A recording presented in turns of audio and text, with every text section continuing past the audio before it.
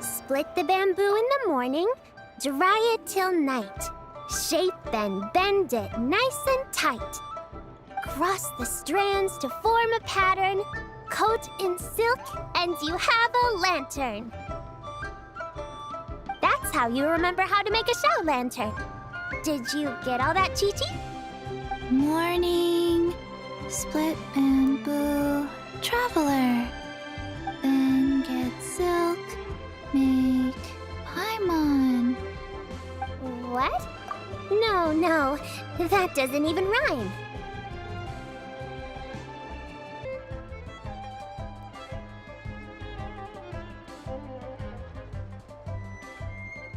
Look, it's them. Hey, Yao Yao! Hey, Chi-Chi! Whoa, Traveler! Paimon, you're here! Happy Lantern Rite! What you up to? I'm teaching Chi-Chi to make Shao lanterns. It's a real test of finger dexterity, so it'll help keep her nice and loose. Yes, I do finger exercises to be a nimble zombie. Wanna try too, you two?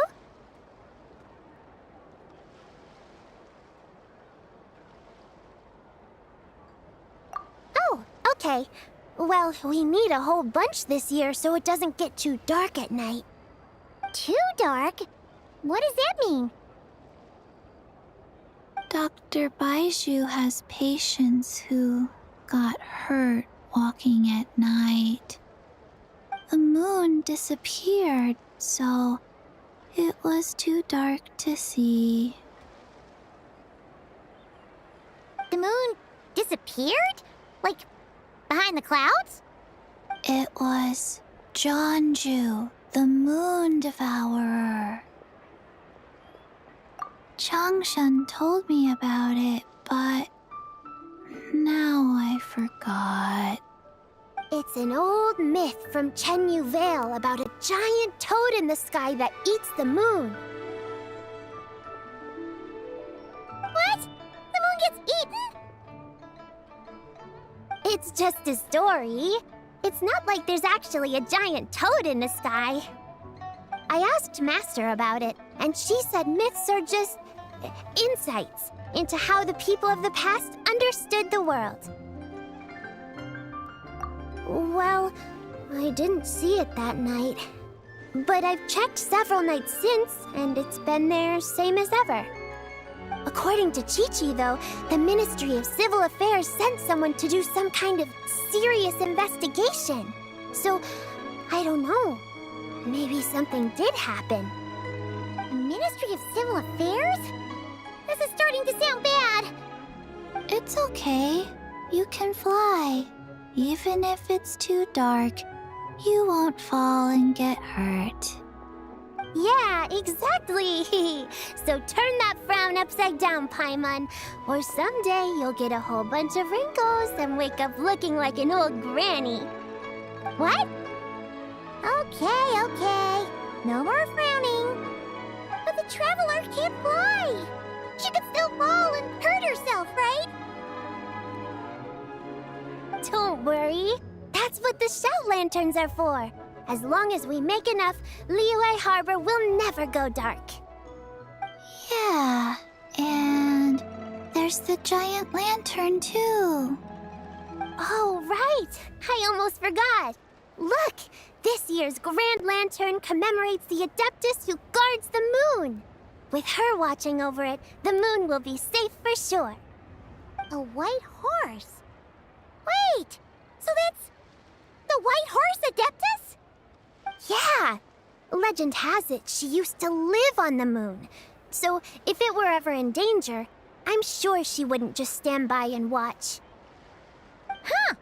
We've heard of the White Horse Adeptus before, but we never heard the part about her living on the moon. Probably because it's a folk legend from Chenyu Vale, so not a lot of people know about it. But recently, some ancient artifacts were unearthed in Liyue, and the archaeological team even found evidence of ancient people worshipping an Adeptus who lived in a palace on the moon. It's kind of like how we write wishes on Shao lanterns and release them during Lantern Rite. The White Horse Adeptus would descend from the moon in her jade carriage and grant people's wishes. Ooh! When did that happen? She sounds different from the other Adepti in Liyue.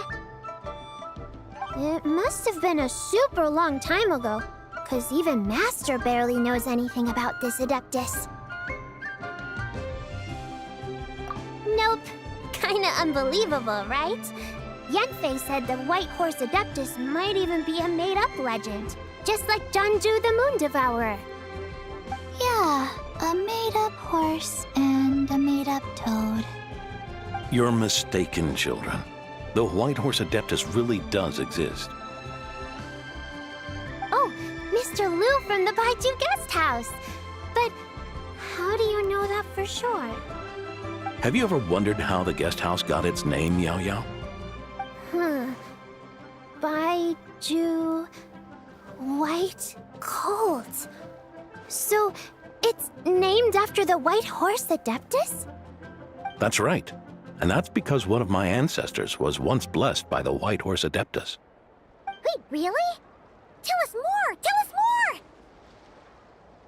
It was a long, long time ago, when this ancestor of mine was still a young girl. She was out gathering herbs and accidentally fell off a cliff, but the White Horse Adeptus rescued her. Oh, that's it? Paimon was expecting something a bit more... special? We've heard a whole bunch of stories like that before. Patience, young one. Let me finish. After the White Horse Adeptus saved my ancestor, she told her a story about the moon and the ancient kingdom of Langan. My ancestor was so captivated that she completely lost track of time. So much so, in fact, that when she returned to her village, she found nothing but a desolate ruin in its place. It was as if, without her knowledge, countless years had passed in the mortal world. Huh? The most extraordinary part of all is that it turned out to be a dream. When she woke up, she found herself at the bottom of the cliff, right where she had fallen.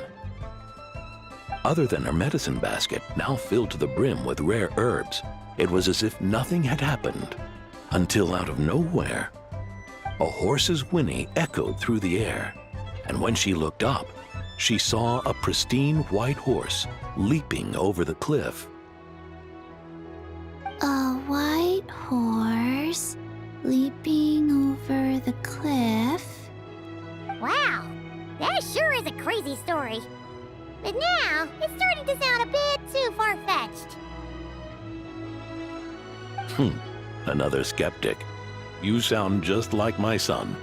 But I know it's true. Ancestral records don't lie. Wait, so your son doesn't believe it happened? Don't get me started. Not believing is one thing, but he even wants to change the name of our guest house. It's a disgrace, I tell you, a disgrace. Well, it was getting about time for him to take over the guest house. And what's the first thing he does? Starts going on about how the name doesn't attract enough customers and how we're losing business to Wangshu Inn. Can you believe that? As if Baiju Guest House and Wangshu Inn aren't miles apart from each other. Oh, what about something like the Geo Lord's Rest? Paimon bets that would get people through the doors. Geo Lord's Rest. I like that one. This isn't about getting people through the doors. This is about disrespecting our ancestors. Oh, White Horse Adeptus, my wish is this. Let your divine power be known. Teach my foolish son the error of his ways. Paimon wants to learn more about this Adeptus. Hey, Maybe we should ask Zhongli. Good idea! Mr. Zhongli is super knowledgeable. He can answer questions even Master has no clue about. Yeah, we just saw him having tea at third round knockout. Alright, then that's our next stop. Chi-Chi and I are gonna keep making Shao lanterns. But careful on the road! Goodbye, Paimon. Goodbye, traveler.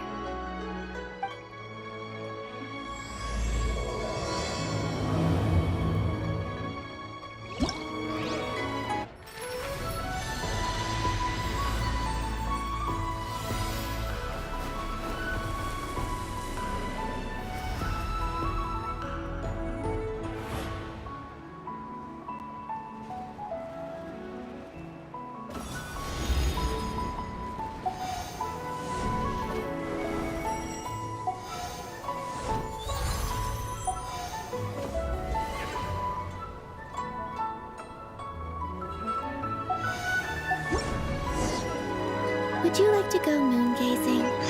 You can sit in my rocking chair and admire the view. Or we could go to the moon and gaze down at Tibet.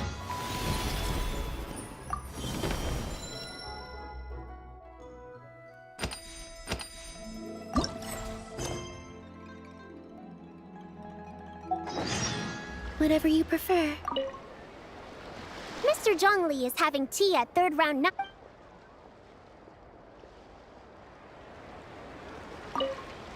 Morning.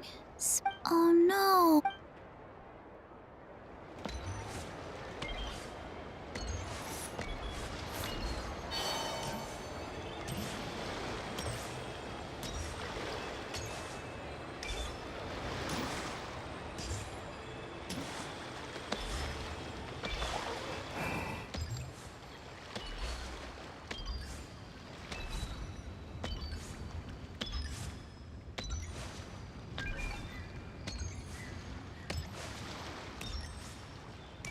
Betting on Jade?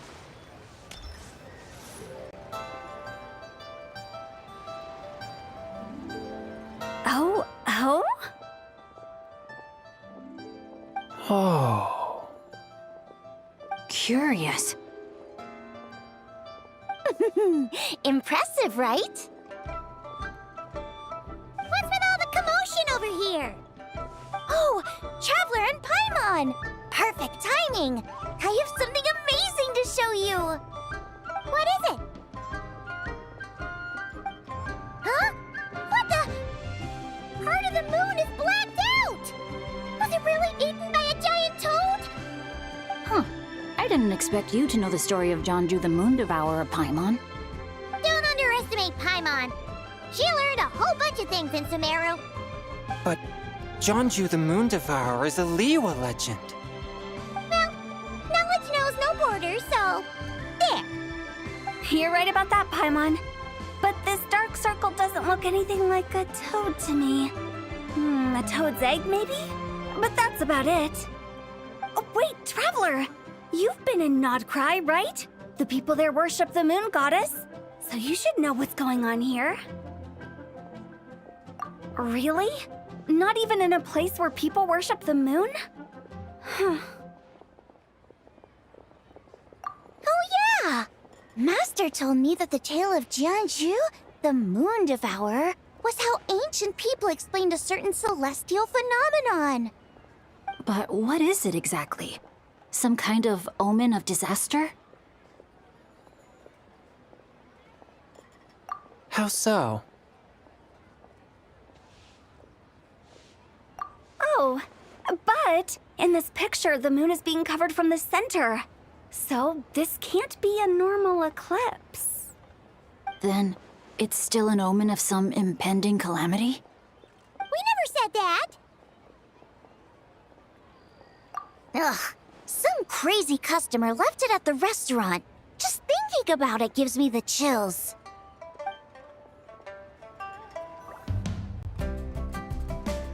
Attention, everyone! As the auspicious festival season approaches, I have an announcement to make. I, Lu Xiong, am on the verge of becoming one of the most renowned archaeologists in all of Liyue Harbor. No, scratch that, in all of Tibet. Even though I never trained at a prestigious academy, I've still managed to dig up tons of treasures. And I understand practically a whole dictionary's worth of big words, too. Like my pops always says, no pain, no gain. And I haven't had it easy, that's for sure. So, it's definitely my turn to make a name for myself. What's the deal with her? No idea. Maybe she ate a bad batch of perch stew? What? You don't believe me? I'm telling you, I dug up treasures from the ancient nation of Longan. I even got a picture of Jeonju devouring the moon. Long gone? Jeonju? What is she even talking about? Sounds like she's a few perches short of a stew, if you know what I mean. So what if blackback perch stew is my favorite? Stop talking about me like I'm not here. Whoa! What are you doing? You're just a stupid, ignorant man, and I'm gonna kill you. Young lady, you need to calm down. What? So you're looking down on me now too? How about I take you both out then? How does that sound? This is a place for dining. If you wish to take me out, you'll have to do it elsewhere. Don't act like you're better than me. Do you know who I am? I'm about to be the most famous archaeologist in all of Liyue. No, Tibet. Show me some respect. It's respect you want? Very well. For the sake of the other customers, we'll do this your way.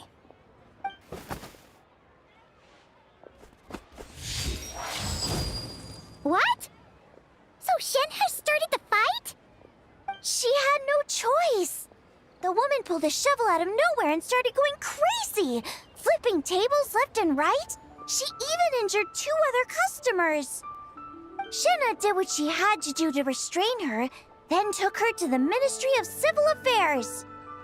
Thank goodness Aunt Shenhe was there. Or who knows what might have happened. Yeah. I started cleaning up after all the commotion, and that's when I found this photo. I thought it might be the one she dropped, so I rushed over to show someone. She said she took a photo of Jeonju the Moon Devourer. This must be it.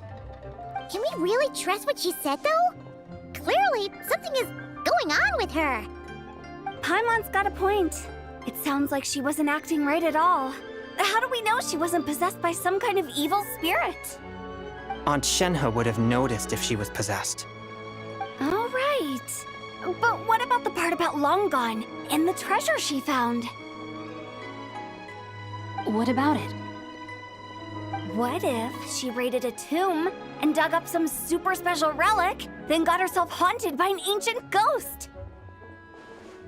One so powerful that even Miss Shenhe couldn't sense its presence.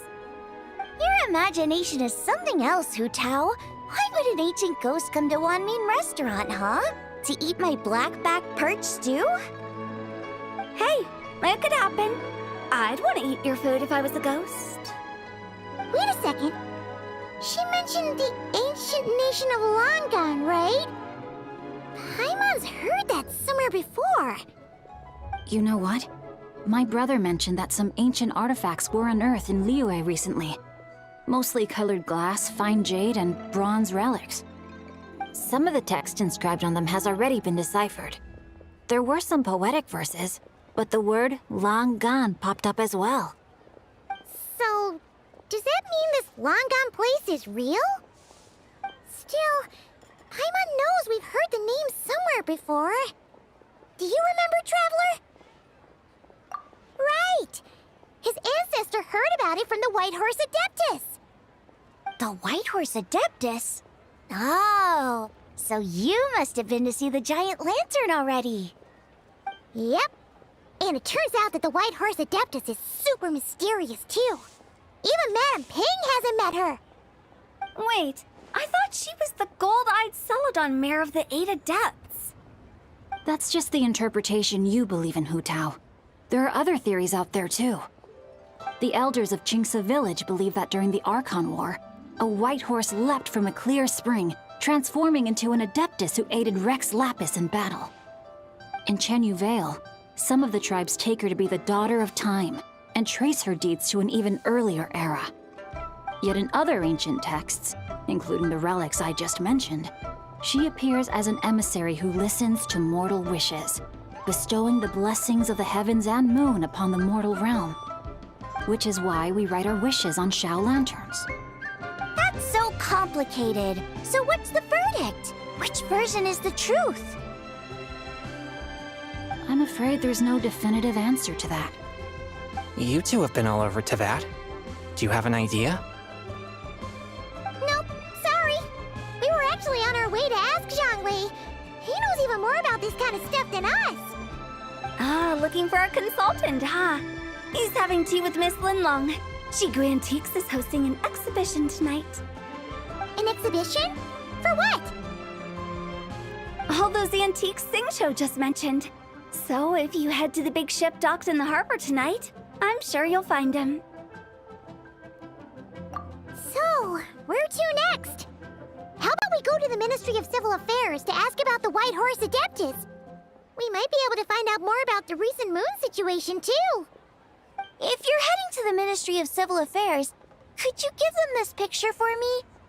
Since it belongs to that customer, she deserves to get it back at least. It might even help the Ministry with their investigation. Ha! All right! We're off! Oh, wait! I almost forgot! Happy Lantern Rite! Come have a meal with us when you're free. We'll be there, or we'll be... square.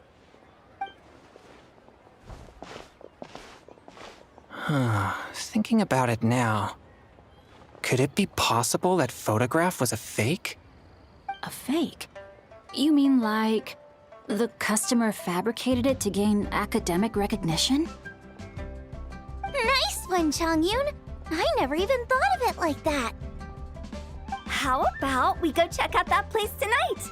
I know exactly where it is. All right. I'll get scolded if I get home too late. Live a little, Sing-Cho. You act like this is a first for you. Worst comes to worst, we'll get Xiangling to cook you something delicious, okay? Well, when you put it like that, I suppose it's worth the risk. You were just waiting for the promise of free food, weren't you? Fine. It's a plan then. We'll meet up tonight.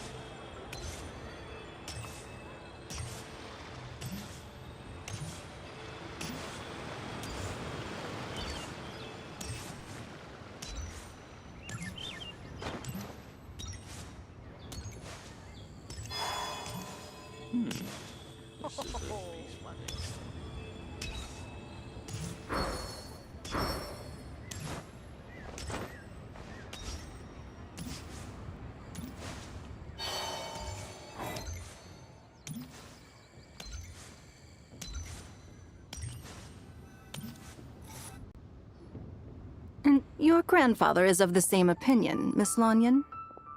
Yes. On Lantern Rite, the moon shall go dark. That's what the signs are indicating. Celestial observation isn't Grandpa's strong suit, but he discussed it with several other elders from our clan, and their conclusion was the same. It's consistent with the information we've received from other sources as well. You mean the whole thing? About the legend of Zhongju the Moon Devourer? Happening in real life? Yes, that's one of them. So it's true. I thought it was just a rumor. It's true. But right now, the bigger issue is that all our sources indicate the phenomenon's gonna happen again. I'm not sure this bodes well. Let's remain optimistic for now. We're making progress interpreting the artifacts, and Ganyu is consulting with the Adepti as we speak. Besides, apart from the incident at Wanmin Restaurant, there haven't been any other moon-related disturbances. Ningguang, Keqing, and Lanyan, you're all here! Oh, Traveler! And Paimon! It's been a while. Happy Lantern Rite. Yes, happy Lantern Rite. What brings you here, though? I thought you'd be in the harbor enjoying the Shao lanterns.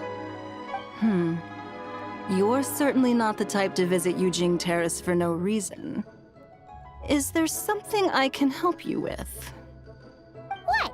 We're not allowed to just drop in on our friends during the festive season? I was only teasing. You're welcome to visit us anytime you wish. Happy Lantern Rite. Oh, and about all the moon business you were just talking about? We have something to show you. Here, take a look! Whoa! Something really did take a chunk out of the moon. Someone managed to capture a picture of it. Is this Jianju, the Moon Devourer, then? Even though we confirmed this event took place, I still can't quite believe what I'm seeing. Where did you get this picture? From Xiangling! She found it when she was cleaning up after that customer caused a scene. She thinks they must have dropped it. Wait, is this Chuang Terrace? No, it's just where I'm from. It said that Chuang Terrace was where the ancient people of Chenyu Vale communicated with the heavens. And in this picture, the moon happens to be right above Chuang Terrace. I was just surprised, that's all. It's probably just a coincidence. That's interesting because the ancient people of Chenyu Vale migrated there from the chasm area. The chasm? So, that place is involved too? According to our investigation, that customer you just mentioned, Lu Xiangxiang, her father and grandfather are merchants in Liyue Harbor, and her mother and grandmother grow tea in Chaoying Village. A few days ago, she left her home in Chaoying Village to join a civilian archaeological team funded by Hoishan Hall, and ended up excavating some artifacts in the chasm area. These artifacts were then entrusted to Shigu Antiques and are set to be featured in an upcoming exhibition. Then, of course, the incident at Wanmin Restaurant occurred.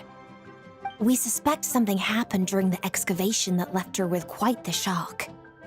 And now, it seems like she also went to Chuang Terrace and took that picture of the moon disappearing. The chasm? Chuang Terrace? Things are getting pretty complicated. She's not in a good mental state, so we took her to Boo Boo Pharmacy to get some help. Why don't you come with me to check up on her? At this point, you seem invested in this case too. Then let's head there now.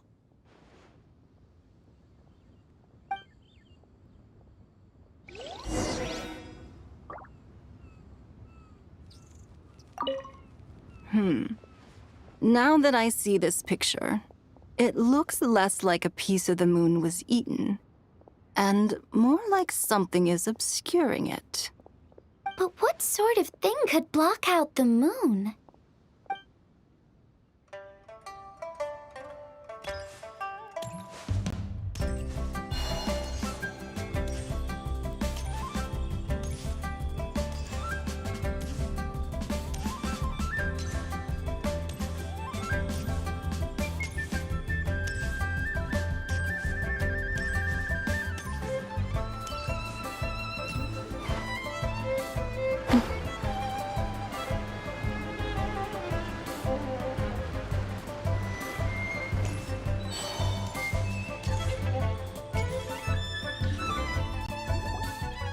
Ah, Lady Yuheng.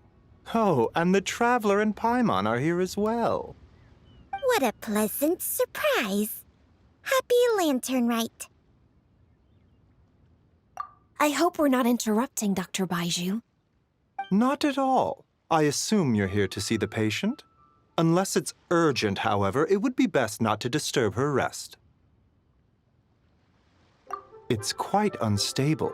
She's even more agitated than when she first arrived. And she refused to cooperate when we tried to check her over. I had no choice but to prescribe a calming draught and to have her rest for 2 days. So she's getting worse? That isn't the news I was hoping for. It's just a precaution.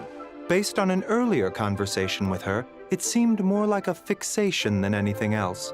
She hasn't lost her mind. That's right. When we asked about it, she kept insisting she was going to be famous far and wide. Well, it might not be far and wide, but she certainly made a name for herself around Yujing Terrace. Even some of the Qixing know who she is. Not often, that's for certain. From my initial assessment, the patient appears to have experienced some sort of shock, and whatever it was seems to still be haunting her. But what could have caused such a thing? The relics from the chasm? Or the moon above Chuang Terrace that night? Come back in 2 days, and you might just have your answer. I suppose that's all we can do for now. We'll take our leave then, Dr. Baiju. Of course. If you need anything else, don't hesitate to stop by. Speaking of those relics from the chasm, aren't they being featured in an exhibition tonight? That's right. Are you planning to attend? Yeah! We wanted to have a talk with Zhangli anyway, and now Paimon's even more curious about these relics. I would, except every item in the exhibition had to be registered with the Ministry of Civil Affairs. So I'm afraid it's been spoiled for me. I reviewed them all myself. There are some rather peculiar artifacts, that's for certain. We're still working on decoding the ancient text that appears on them. Yeah! The word jade appears a whole bunch, doesn't it? Huh? How did you know? Shincho told us. He said there were some ancient poems on them, too. He's quite well informed, isn't he? Well, he's right. We believe they're direct references to the ancient nation of long gone. As for the other text, instead of regular poetry, it seems to be more like ceremonial language used to worship the moon and the gods. The moon and the gods? Well, looks like it's almost time for the exhibition. You two should head over. There's an usher at the harbor who will lead you to the venue. Not at all. The exhibition is free to the public. The people of Liyue have a great respect for our history and are eager to learn from it. Plus, the exhibition is being organized by Linlong, the owner of Shigu Antiques. As far as I know, it's been a long-time goal of hers to hold a cultural exhibition of this scale, where people can learn all sorts of information about the past. Guess we're in for a real treat tonight, then. Yes, have a great time. There's still more artifact decoding work I need to finish, so we'll have to part ways here. After seeing the picture you brought, there's a few ideas I'd like to follow up on. You're hard at work even during festival season? Huh! You haven't changed one bit, Keqing. I'm simply fulfilling the responsibilities of my position. That's all. All right, I should get going. See you later.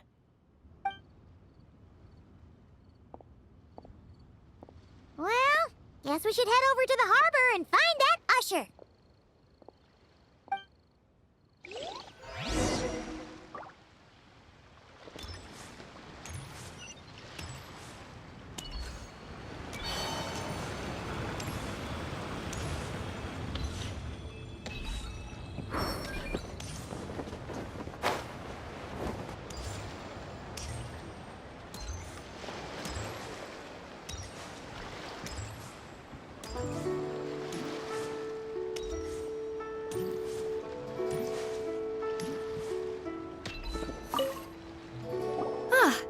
Here for the exhibition? I can take you aboard. After you.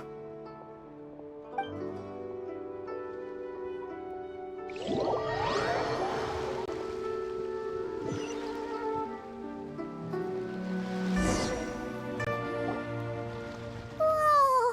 Look at all the antiques on this ship! It's almost too much to take in!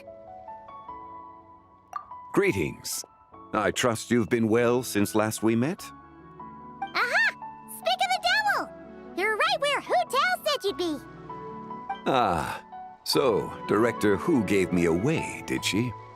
Don't act like you're up to some super secret business! We know you just do whatever you feel like. Yo, Traveler! Paimon! What's up? It's been a while, you two. Happy Lantern Rite. Beidou! Yunchin! It's great to see you! You're here for the exhibition too? Yes. When I heard these artifacts were from ancient times, I just knew I had to come learn more about them. I mean, what a discovery, right? Yeah, Ningguang pretty much said the same thing. She thought coming here might help culture me up or something. But as you know, I'm more of a fists and punches type of person. I doubt one exhibition is gonna change that. You're too modest, Captain. You're the leader of the Crux fleet. That takes far more skill than just fists and punches. Plus, at the end of the day, you still decided to come, even though you didn't have to listen to Ningguang. Well, she's the Tianquan. If she can't even get an average ship captain like me to do her bidding, how's that gonna look? You sure know how to think from her perspective, huh? I guess I do. Anyway, how's everyone enjoying the exhibition? I heard that if you see something you like, you can negotiate the price with the owner and take it home. Wait, so we can buy this stuff? Indeed. Although Shigu Antiques is hosting this exhibition, many of the items come from private collectors. As long as both parties reach an agreement, you can make an offer of mora or an equivalent trade. Well, shall we continue our conversation as we look around? Let's go! Paimon's super curious about all this stuff.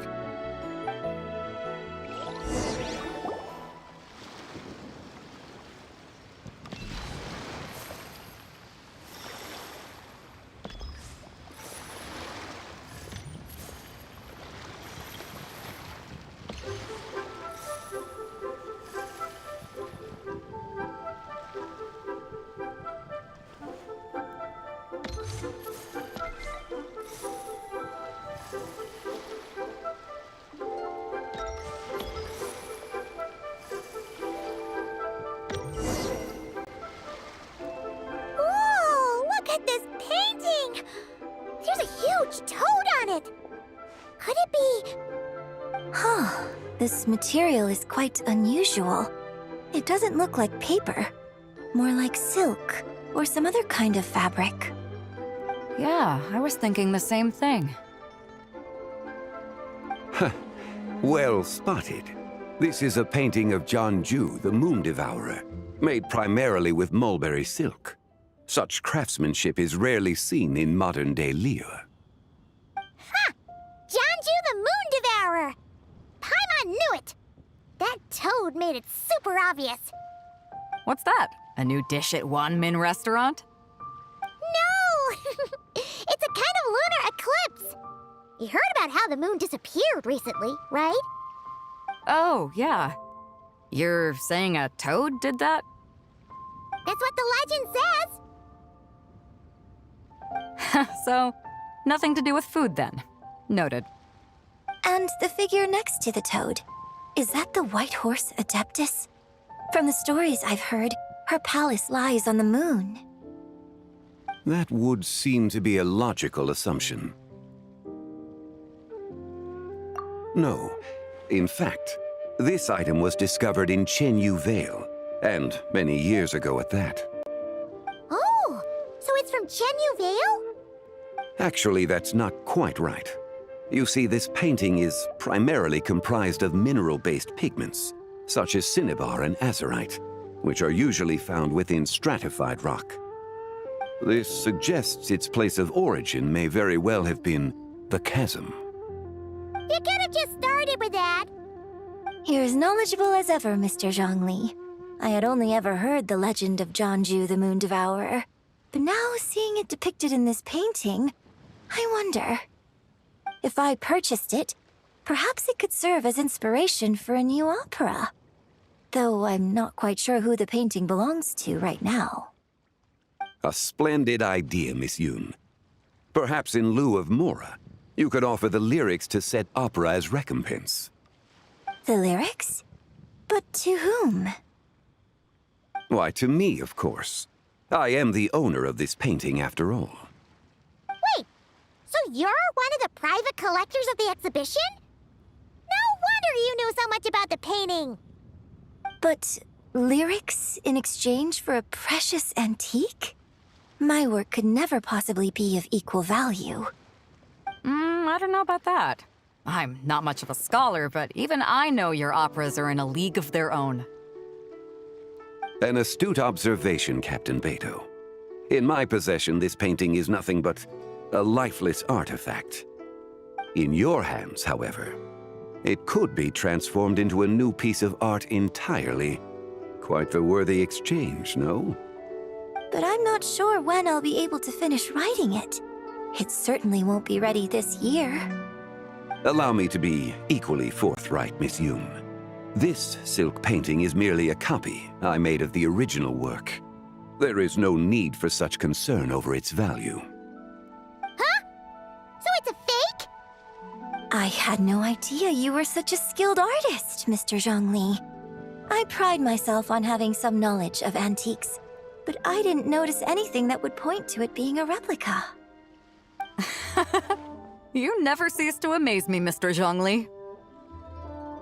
You flatter me. All that said, Miss Yoon, you must accept. Truly, I insist. Huh. He's gone from handing out fake Mora to fake paintings now, huh?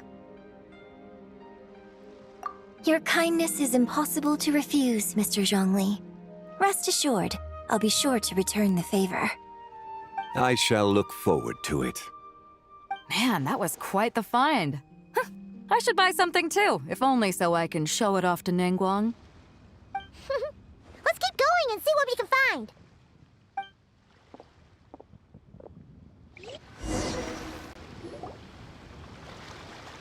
Wow. This bronze war chariot is really something. It must have quite the story behind it. I've never seen anything like it before. Do you know what this is, Zhongli? Ah. I heard from Miss Linlong that a carriage made of Celadon jade was unearthed in the chasm. A copper canopy, a body adorned with flowing clouds and geometric patterns. Yes, this must be the one. A precious piece indeed. This thing's gotta be thousands of years old, right? Crazy to think people back then were capable of such intricate metalwork. Too often, we view the past and future through the lens of the present.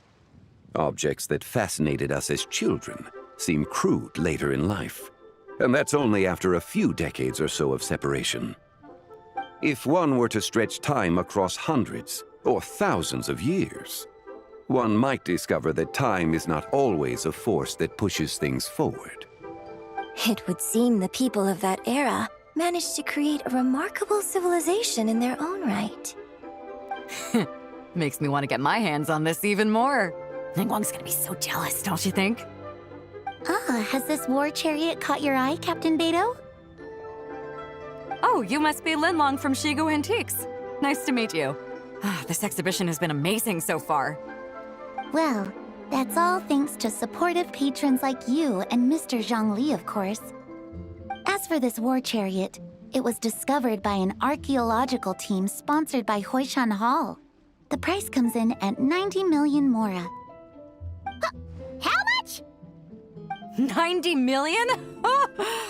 Woo, looks like my eyes were a bit too big for my wallet. Quite a bargain. A bargain? 90 million Mora could feed Paimon for like 1,000 years! And if you actually went on an eating spree that long, perhaps you'd be considered an antique worth that kind of Mora, too. Wait, 90 million? Nuh-uh! Paimon's worth way more than that! Well, if Mr. Zhongli thinks it's a good deal, I'm sure it's worth it. Beto's putting way too much faith in Zhongli. What if he's only here to drive up sales? I'll take the chariot, Miss Linlong. Someone will come by with the payment. Quite the discerning eye you have, Captain. After the exhibition ends, I'll have someone deliver it to the Alcor. Actually, could you send it straight to Yujing Terrace? I'd like for the Tianquan to see the proof of my discerning eye for herself. Understood. Great. Yunjin and I both found something. What about you three? Want to keep perusing? And don't worry about the Mora. It's all on me. Nobody's going home empty-handed tonight. I appreciate your kindness, Captain, but I'm afraid I have some private matters to discuss with Miss Linlong. In that case, don't let us keep you, Mr. Zhongli. Right this way. Traveler, Paimon, perhaps you would like to accompany me. What? So you can show us another bargain antique that's so far out of our price range it's not even funny? Other people are always demanding Mr. Zhongli's time, but it's quite rare for him to extend an invitation himself. I wouldn't pass up this opportunity if I were you, Paimon. Yeah, just don't forget to come aboard the Alcor for a drink later. Yeah, guess you're right. Taking a quick look isn't gonna cost us anything. Let's go!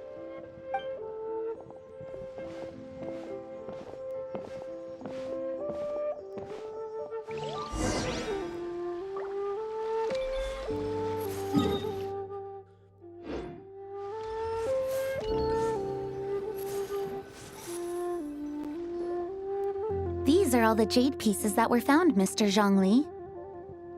Wow! So many styles! What kind are these? These are a type of ceremonial jade. You're familiar with Chenyu Vale's rain jade, right, yes? Oh, yeah! So these pieces are all used in the rain jade ceremony? Well, you may not know, Paimon, but before the rain jade rite came into practice, Chenyu Vale was known for a different ceremonial tradition that also involved jade.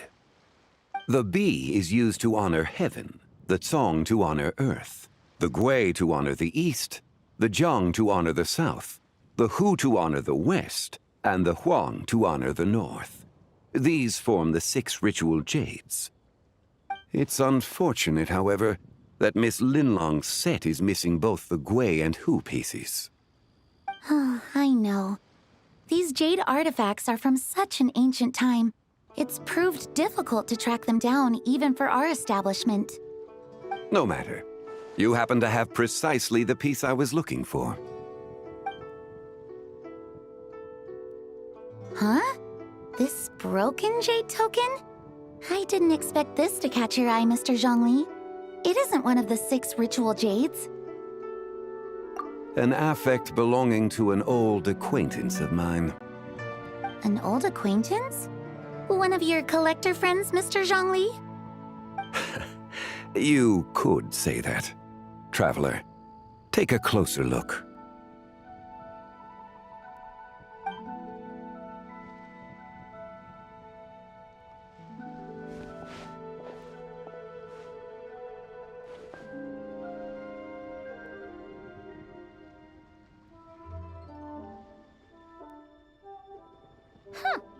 It doesn't look all that special to Paimon. Just seems like a broken artifact. Indeed. It's been thousands of years since the moon has appeared in such a form. So, in the past, the moon wasn't always full. Then, could this missing chunk be from when Jianzhu devoured part of the moon? It's worth looking into. Your insight is invaluable, Mr. Zhongli. I had no idea how special this piece was. Since it has caught your interest, allow Shigu Antiques to cover the cost. Oh, that is far too generous, Miss Linlong. Not at all. I've always wanted to give people a chance to appreciate these snapshots of history. So holding an exhibition like this has been a lifetime wish of mine. And it never would have been possible without your help, Mr. Zhongli. I merely put in a good word with a few acquaintances of mine. And it had a profound impact. Without your recommendation, I doubt half of these collectors would have come to the exhibition. So, on both a personal and professional level, I owe you my thanks, Mr. Zhongli. Wow! Zhongli actually did something useful for once.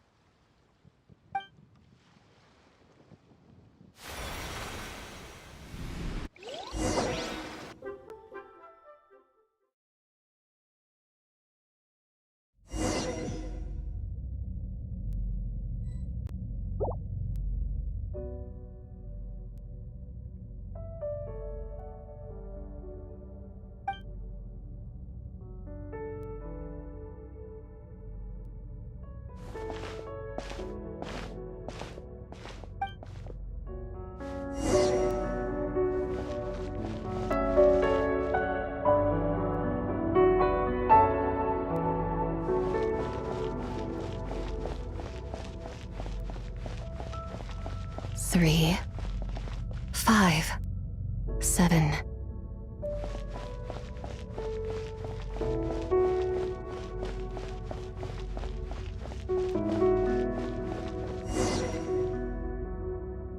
Eleven, 13, 17, 19, 23, 29.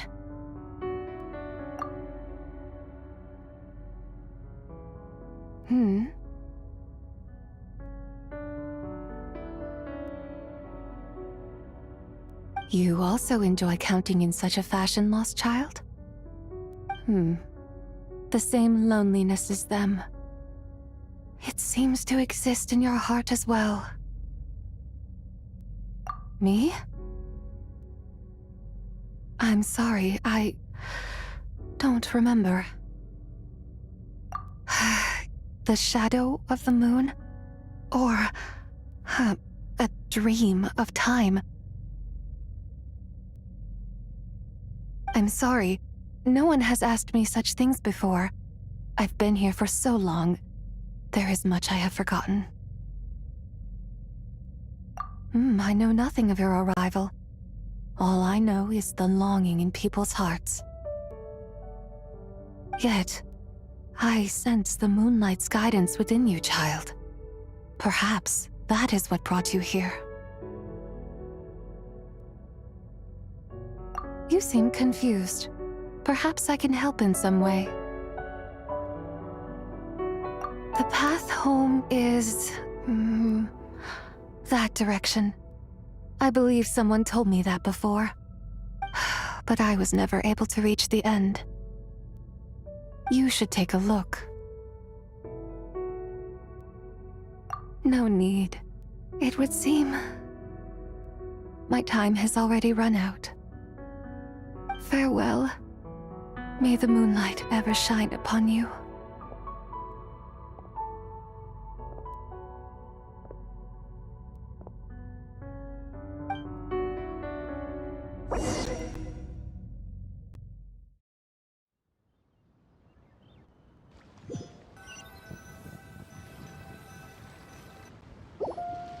Wow! Zhongli actually did something useful for once. Your complexion looks rather ashen, traveler.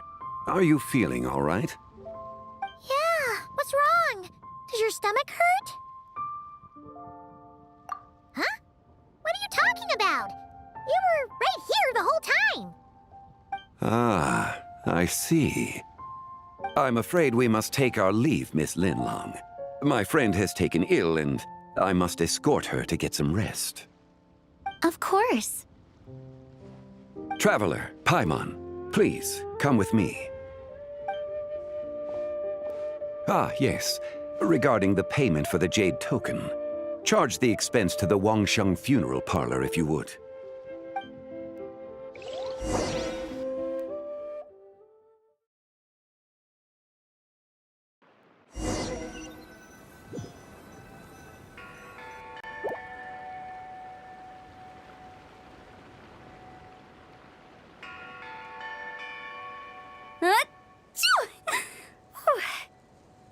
someone's thinking of me. But this late at night? Must be that consultant of yours. I bet he's out there spending all year more at the exhibition. Yeah, he'd be the perfect employee if he just knew how to rein in the spending. But never mind him. Let's focus on the moon. We gotta see if it gets eaten tonight. I don't think it's going to happen. We've been out here all night, and the moon's the same as ever.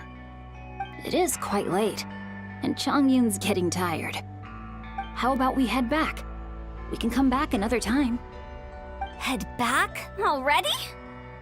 Actually, I do have a new dish I'm testing out tomorrow. And as part of my New Year's resolution, I'm trying not to oversleep. All right. Guess it just wasn't meant to be. Let's go.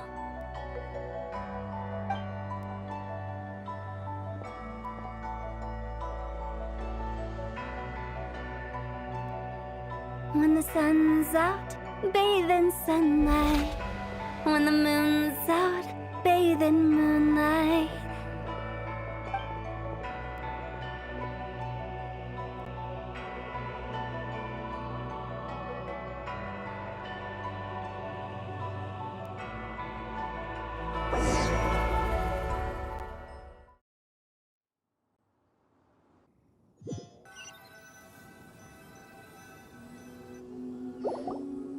Wait, weren't we going to rest?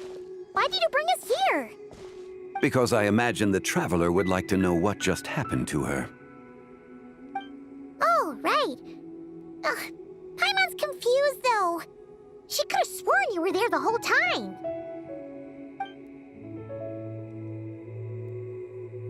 Oh, how is that possible? It sounds like her spirit formed an inexplicable connection with the being in that space. Ah, you suspected from the beginning, didn't you? Indeed, the being you met is the fabled White Horse Adeptus, and the original owner of this jade token. Her name is Zibai. Wait, does that mean she's inside this token? No, she does not reside within this token, but rather within the moon's shadow. This token is merely a medium.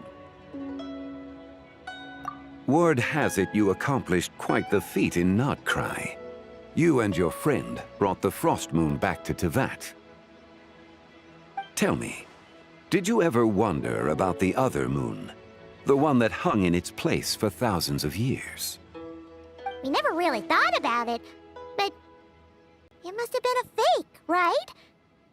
A fake moon! Indeed, it was false.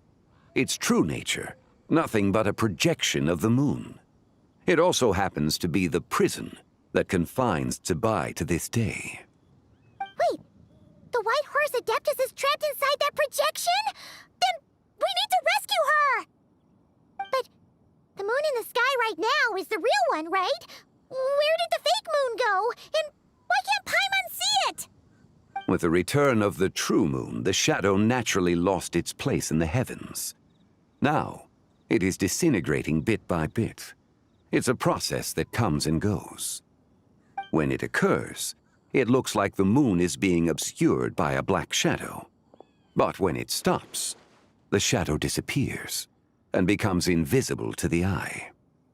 So, you're saying there's an invisible fake moon blocking the real moon right now?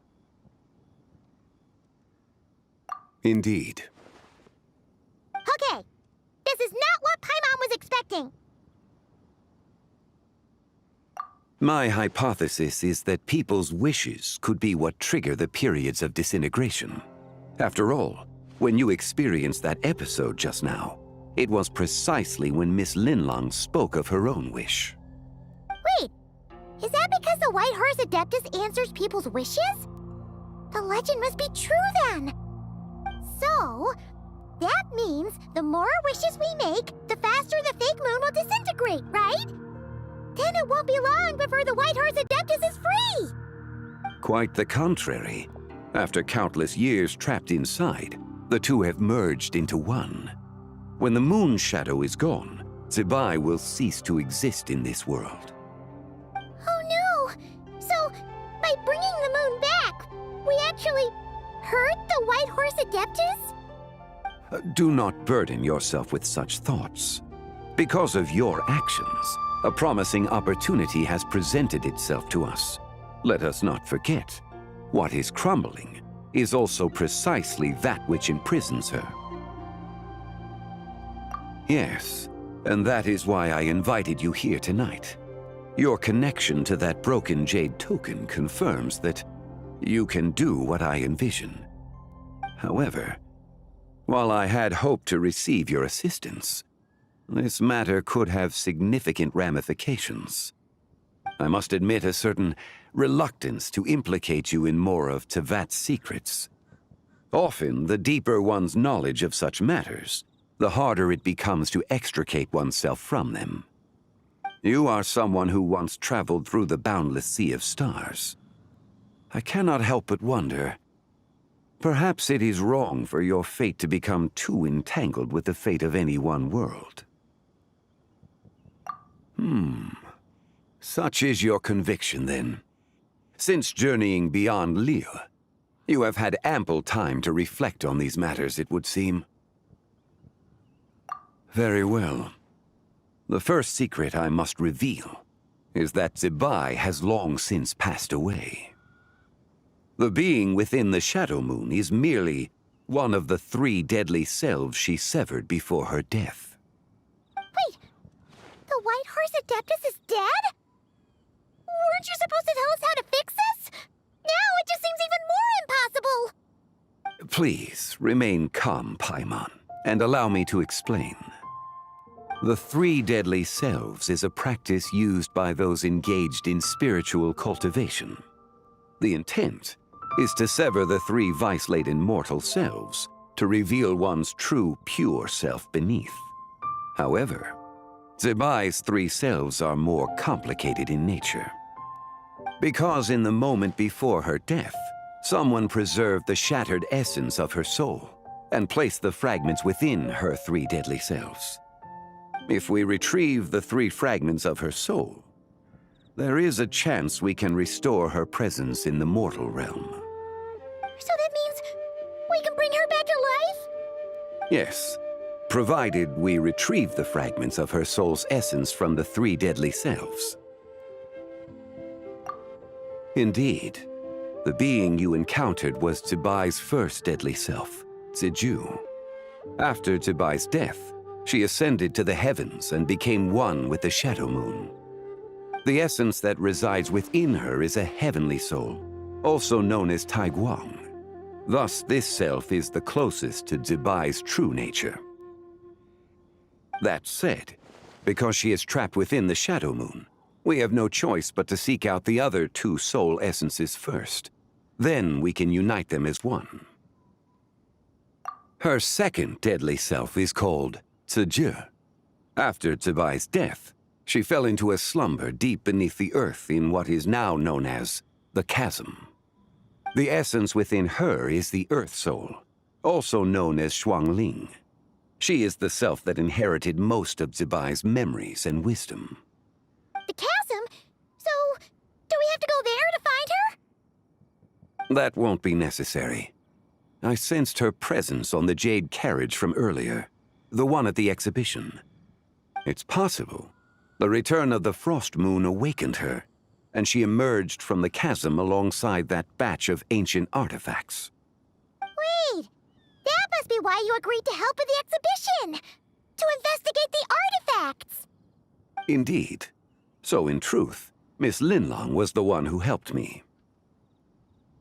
The third deadly self is Zichao. The essence within her is the human soul, also known as Yojing, Zibai's shade. Thus she is the most free-spirited among the 3. She lent me her aid during the Archon War 1,000 years ago.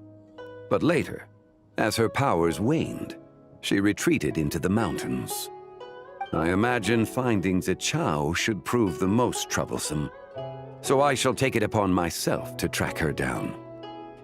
So, we need to find the second deadly self, right? But But where do we even start? Locating her should not prove difficult. In life, Zibai was fond of mortals, and as the self who inherited most of her memories and wisdom, Ziju should be the same. It's possible she has possessed someone, and is meandering the bustling streets of Liyue Harbor as we speak. Possess someone? Wait. Are you thinking what Paimon's thinking, Traveler? What if she raided a tomb and dug up some super special relic, then got herself haunted by an ancient ghost? Exactly! Lu Xiangxiang! It seems you have a lead in mind already. She'd still be at Boo Boo Pharmacy. She was super agitated when she first got there, so Baishu gave her some calming medicine and told us to come back in 2 days. Do you think it could be her, Zhengli? It's quite possible. The deadly selves are impure beings that can easily influence mortal minds. A sound plan. Well, I should get started on my own investigation then. But you're leaving already? I must. Zichao went into hiding after the Archon War. If I am to have any success tracking her down, and there's no guarantee, I should start sooner rather than later. But there's still so much you haven't told us! Like, who the White Horse Adeptus actually is, and how she died in the first place! Not to mention who it was that preserved the fragments of her soul. Should our endeavor prove successful, then naturally those answers will follow. If not, speaking of them would be rather meaningless.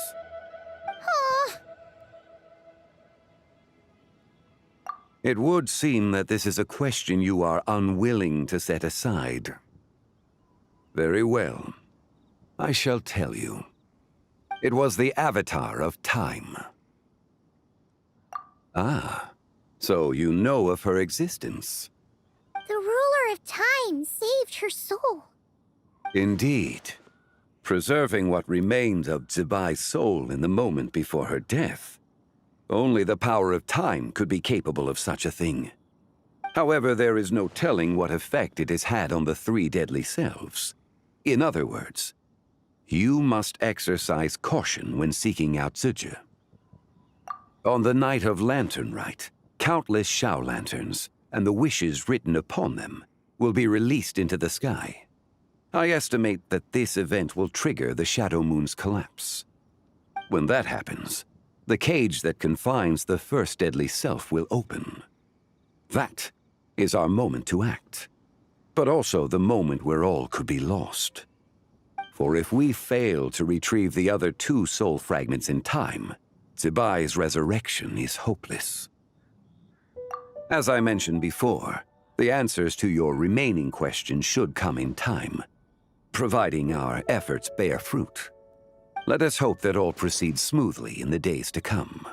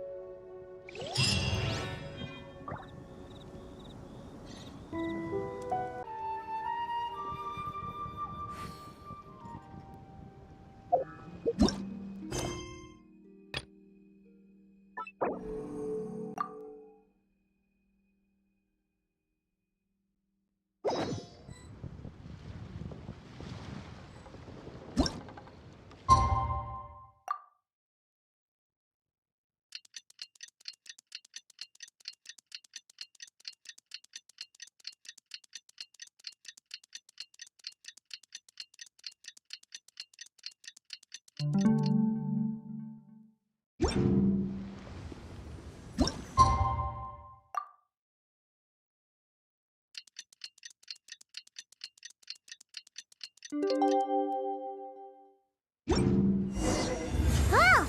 Should we head to Boo Boo Pharmacy today? Fingers crossed we learned something useful.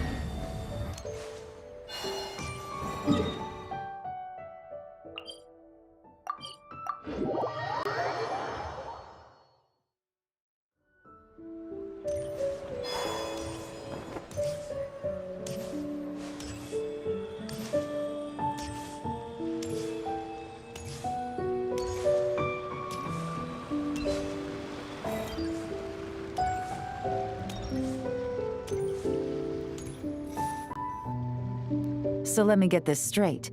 The patient disappeared right as you were delivering the medicine. I know it's hard to believe, but that's exactly what happened. It's true. 1 minute she was there, and the next she was nowhere to be seen. Hey, it's Yelan! Fancy seeing you here! Oh, is this a bad time? Not at all. Just a small roadblock in the case I'm working. Ningguang asked me to investigate a patient named Lu Shangshang. If you're here to find her too, then you're out of luck, I'm afraid. She went missing this morning. What? According to Dr. Baizhu, the patient vanished right under his nose. But it just seems like that should be impossible. There 1 second and gone the next? Pretty sure Xiao can do something like that. Then you're suggesting this Lu Shangshang is the vigilant Yaksha in disguise? Or some other adeptus? Guess not. But this is so weird. How can a living person just vanish into thin air? Unless... Linny decided to take his act to Liyue?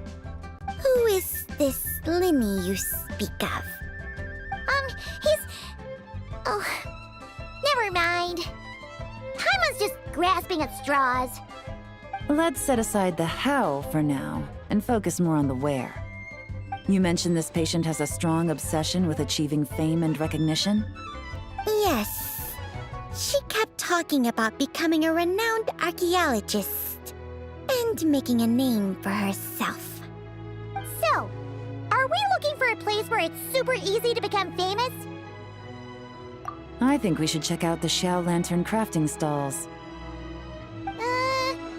Because it's easy to become famous by making Xiao lanterns? Not exactly. When the people of Liyue need a solution to a problem, their first thought would be to pray to the gods and the Adepti. If her wish is to become famous, she might write it on a Xiao lantern in the hopes that the fabled White Horse Adeptus might make it come true. That certainly sounds probable. Turns out, the White Horse Adeptus might be a lot closer to home than she thinks. What was that? Nothing! Let's go check out those stalls!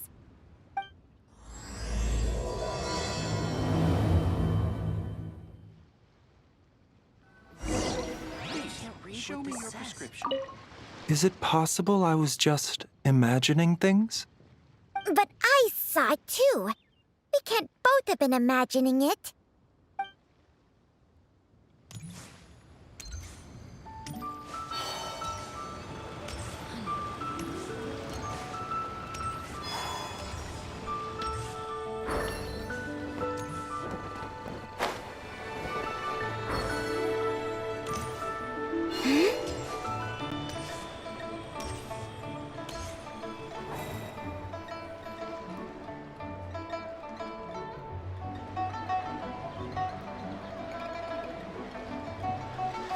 We're here!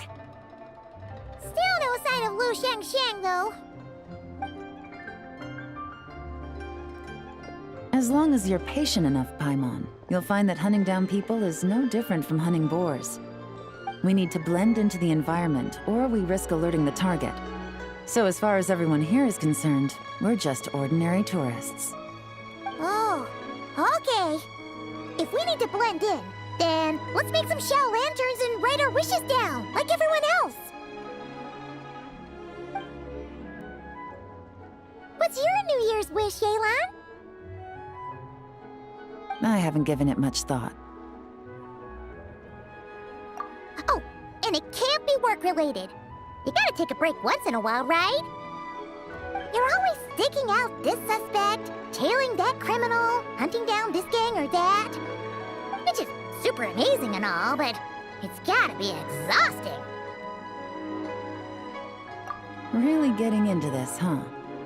You said to blend in, right? Come on! It's all part of the act! So you gotta think of something!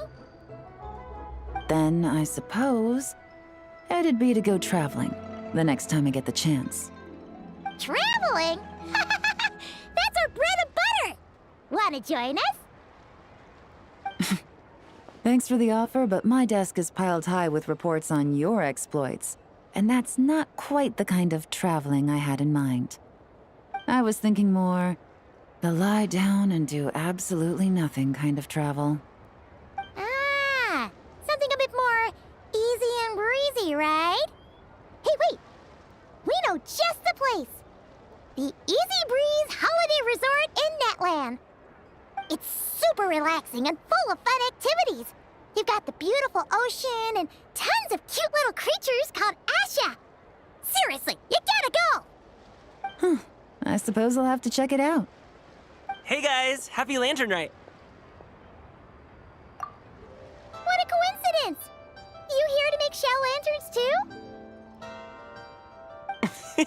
Well, it's that time of year, am I right? Thought I'd join in on the fun. You can't have Lantern Rite without making one of these. What you gonna wish for? Oh, man, it's kind of embarrassing, but whatever. The truth is, the mighty mythical beasts are seriously struggling with recruitment.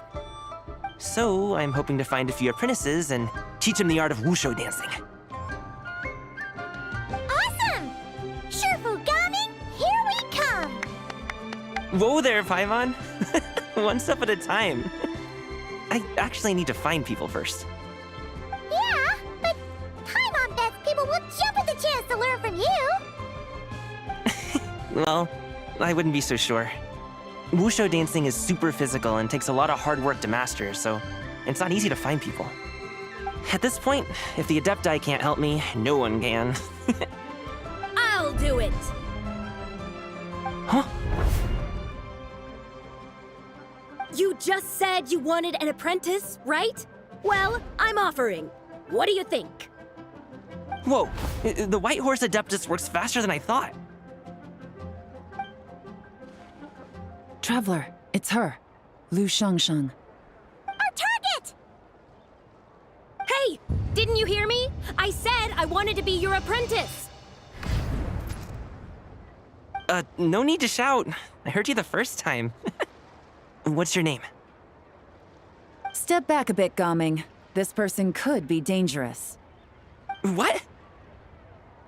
Hey, what are you trying to do? Do you know who I am? Get back! Lu Shangshang, we have no intention of harming you. We just need to ask you a few questions. Get back, I said! Try to remain calm. If you come any closer, I'll...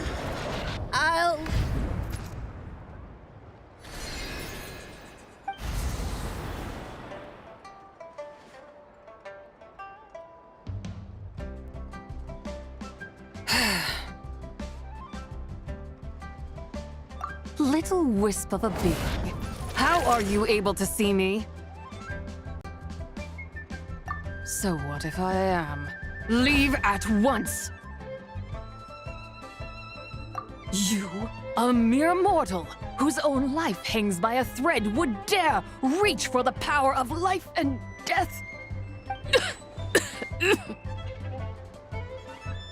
Unless you wish to be condemned to eternal damnation, you would do well to abandon this foolish endeavor. I shall speak on this no further. Don't come any closer. How did I get here? Who are you people? Playing dumb, are we? Save it.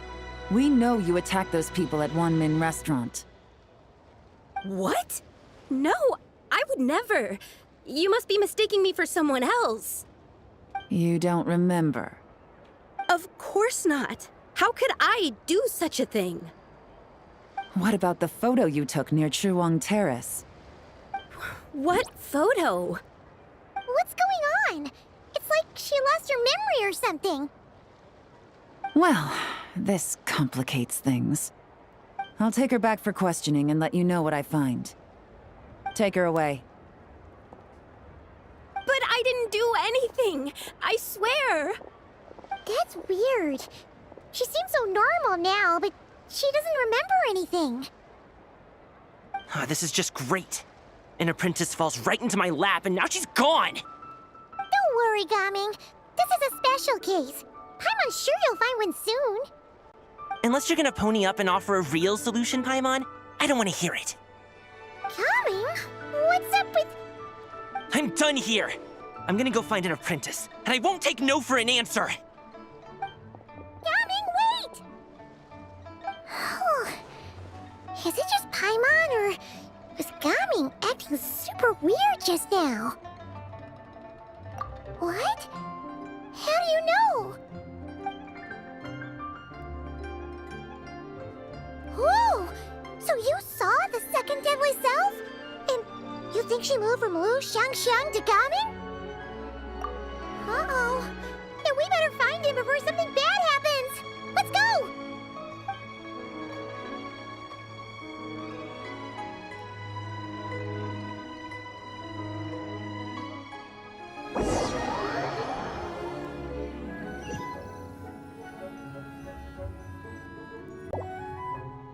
Alas, why must Cloud Retainer inflict such woe upon us, Mooncarver? By the order of Rex Lapis, we were supposed to make haste to the harbor to stand watch. Yet we arrived late, for you, in your inscrutable wisdom, chose that very moment to tend the mint. It is no wonder Cloud Retainer banished us to the wilderness in anger.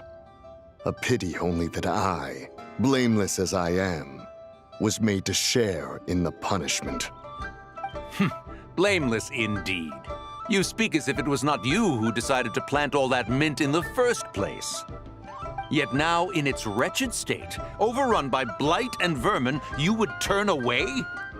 Utterly heartless, I say. Were I truly that heartless, would I have rescued those seedlings from this desolate wasteland, granting them haven in your hallowed garden? Alas, if blame must be laid, let it fall upon Cloud Retainer for failing to recognize the virtue of our plight. Ah, at last a sentiment with which I can agree.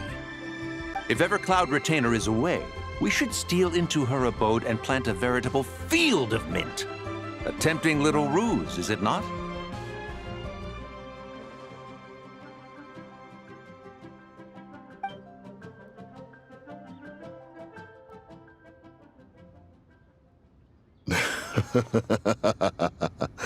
Positively ingenious.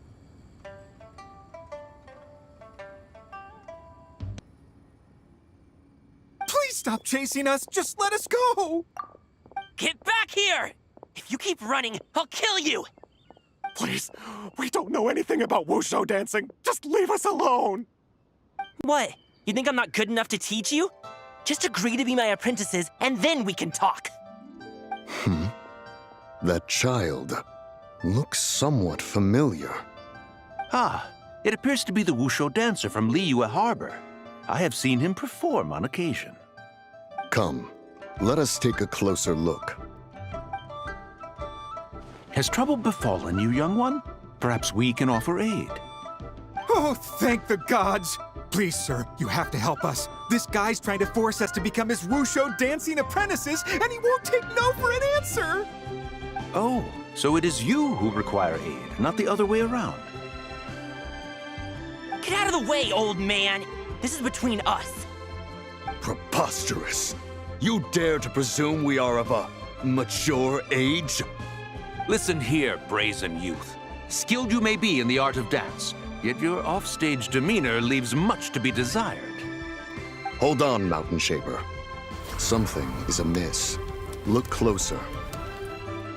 Huh. Indeed, he bears the mark of something unclean. It spells trouble. You there, depart at once. Hey! You drove off my recruits, old man! You'll just have to take their place, even if you're a bit on the decrepit side.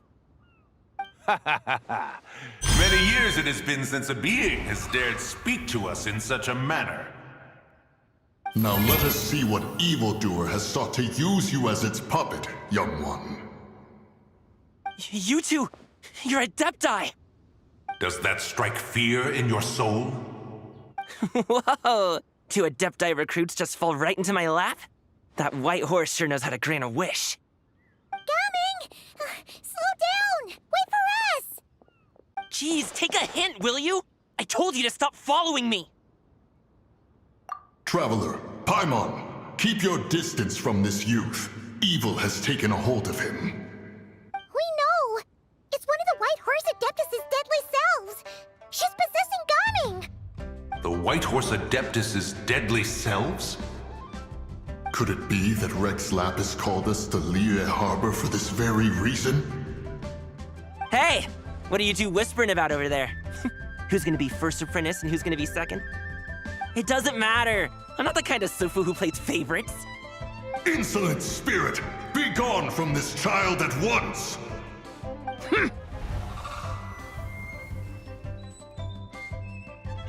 Little mite of a mortal. Getting in my way again, I see.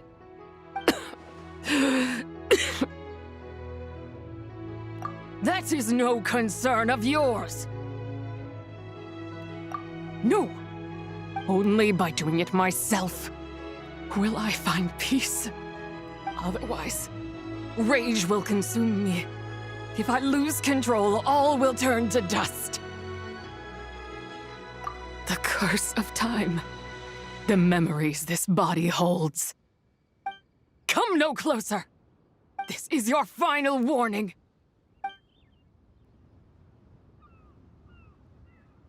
Insolent spirit! Be gone from this child at once! Huh? Traveler and Paimon? And 2 Adepti? Where are we? Weren't we just making Xiao lanterns in the harbor? Gaming! You're back! Ah! The sun is most scorching. Agitation stirs within me. I require cooling mint to beat this heat. And speaking of, Cloud Retainer has scorned this verdant wonder long enough. It is time for her to feel its wrath. The wrath of mint! Mountain Shaper, where are you going? Oh no! Now Mountain Shaper's acting weird!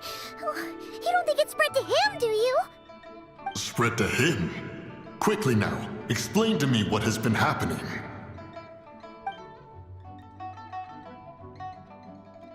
What? Was I really that rude? Jeez, someone get my dad to throw a slipper at me. I'm so... Whoa!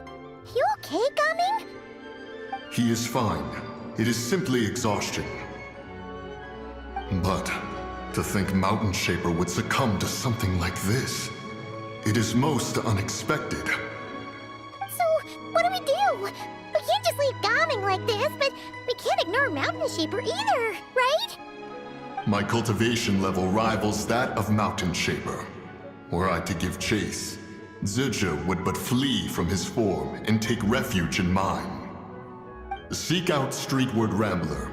Cloud Retainer and the Conqueror of Demons should be with her. I shall take this child back to the harbor and join you post-haste. Whoa! What are all the Adepti doing together? Rex Lapis charged us with keeping watch over Liyue Harbor should danger rear its head. I dare say this is the very crisis he anticipated. Come, we must devise a strategy before confronting Zizha.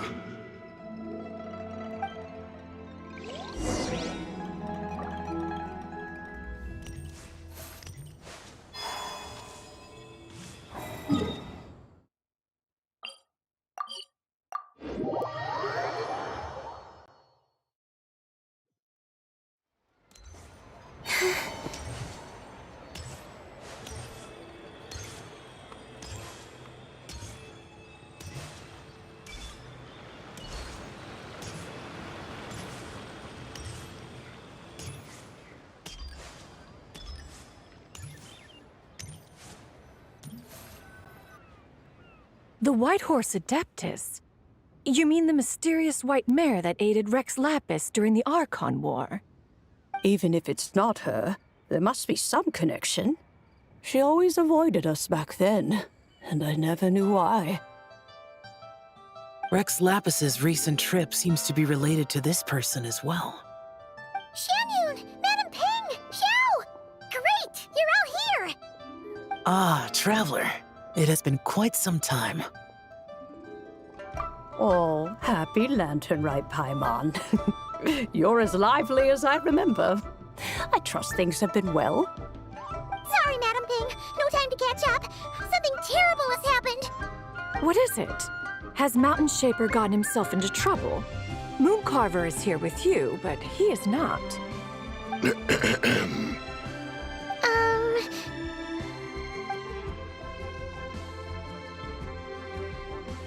The Wrath of Mint? That old fool dares to utter such nonsense behind one's back. Yeah, that's not really our biggest concern here. So, even a mere deadly self of the White Horse Adeptus was able to possess Mountain Shaper and affect his mind. No wonder Rex Lapis told us to gather here and await his orders. Mountain Shaper's cultivation is inadequate. He was caught unprepared. Were it one of us, Zizhe would hardly have found a vessel quite so ready for the taking. Hey, that's not what you said earlier. Where is Mountain Shaper now? A question that hardly bears pondering. Obviously, he intends to plant mint in the vicinity of one's abode. Ah, then he poses no great threat. We might as well let him be. Once he fulfills his wish, it's possible that Zizhe will relinquish him of her own volition. Your ulterior motive is most obvious, Mountain Shaper. You two hope for Mount Outsong to be covered in mint. One can see it clear as day. Not to mention, deadly selves are born of malevolent human desires, and naturally pose a great risk to the form and mind of all living beings. We cannot let this go unchecked. Let me handle it. I have relevant experience and know how to deal with such situations. One has no doubt of that. Yet your involvement would likely end in armed confrontation. In one's own estimation, the time for such measures has not yet come. Before his departure, Rex Lapis knew that Zizhe was active in Liyue Harbor, yet told us only to wait. It would seem, then, that Rex Lapis did not believe extreme measures were warranted here. Yes, this is quite a peculiar case. After all, Zizhe's possession does not seem to come with ill intent. It's more like she's guiding those she possesses to fulfill their own wishes. There is another matter of import, however. I sense tremendous resentment emanating from her. What could be its source to render her so unable to find peace? She was talking about the White Horse Adeptus memories, right? From what the Traveler said, it seemed like she was about to explode with rage. But why? With Rex Lapis away, if we wish to understand that which occurred in the past, we shall have to ask her directly. She also mentioned the Curse of Time. What could that be about? Perhaps erosion. Indeed. We are of the same mind. I heard that ancient clans in the mountains once regarded the White Horse Adeptus as the daughter of time. It seems there was some truth to that, after all. The Daughter of Time. Cursed by time? Time does not treat everyone equally. The longer you dwell in this world, the more it takes from you.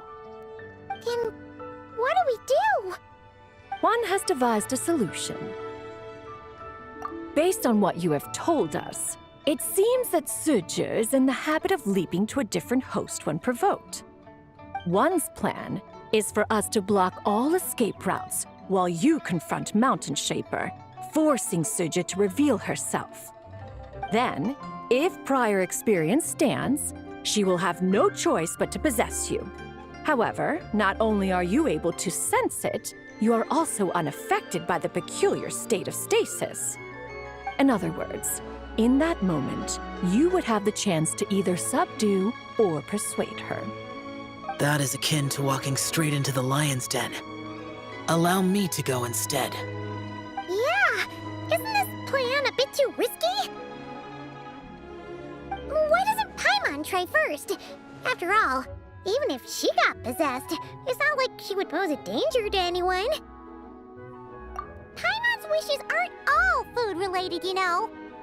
One would not suggest this course of action if one had any such reservation. Time and again, the Traveler has proved immune to Zidge's influence. Consider for a moment why that might be. Oh yeah! That's what the first deadly self told you, right? Perhaps your time in Nodcry left you with the blessing of the newborn moon goddess, Traveler. And this Whitehorse Adeptus clearly has a profound connection to the moon. Indeed. Indeed. I see. Have you other concerns, Conqueror of Demons? I was just trying to fathom why Rex Lapis left without explaining the situation in detail. But now I think I understand. Rex Lapis entrusted this matter to the Traveler, which means in his estimation, the Traveler must be the key to its resolution. So I have no other concern. I trust Rex Lapis, and I trust you. Then we are all in agreement on proceeding with this plan? Very well. We should depart at once, lest we lose our chance. Let us see whether that old fool truly dares to face one's abode with Mint.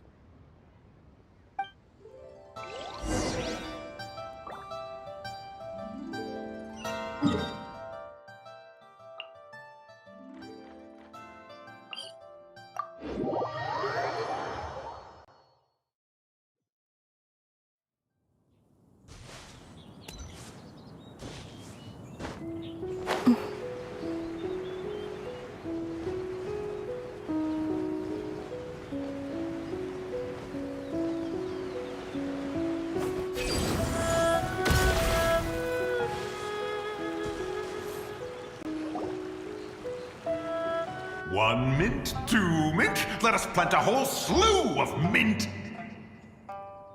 Once I reach 10,000, Cloud Retainer's abode shall be Mount Outsong no more, but rather Mount Mintsong!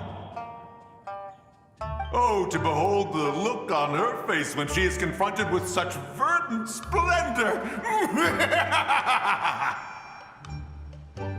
Mountain Shaper, you dare disturb the tranquility of one's abode! Do not take personal offense, Cloud Retainer.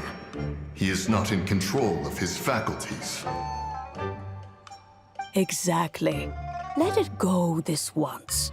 Zidge is the one driving him to do this. Huh? But Zidge just helps people fulfill their own wishes and desires. Not now, Paimon. Oops.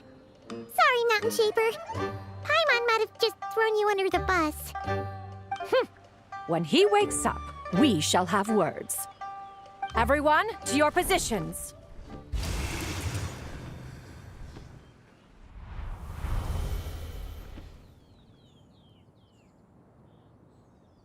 Be careful.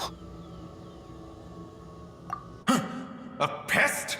I must catch it! Again!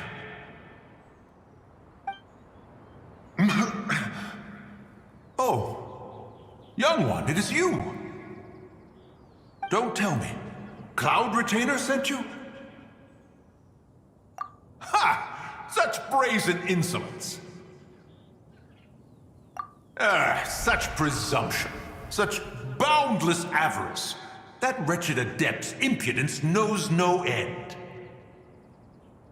If she dares lay a finger on my garden, I shall smash her cuisine machine to pieces! You think I am one to fold so easily?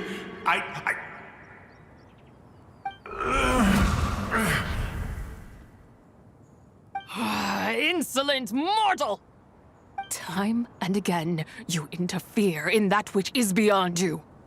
You make it exceedingly difficult to contain my rage. You have no conception of that which you seek.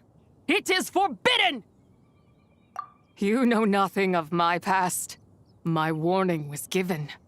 The cost entwined with this is beyond what you can bear. Stubborn mortal! You... Very well. If death is what you seek, who am I not to oblige? Come, let us see the extent of your resolve. Your wish is to behold the curse of time and the memories of this form? Then, let it be granted.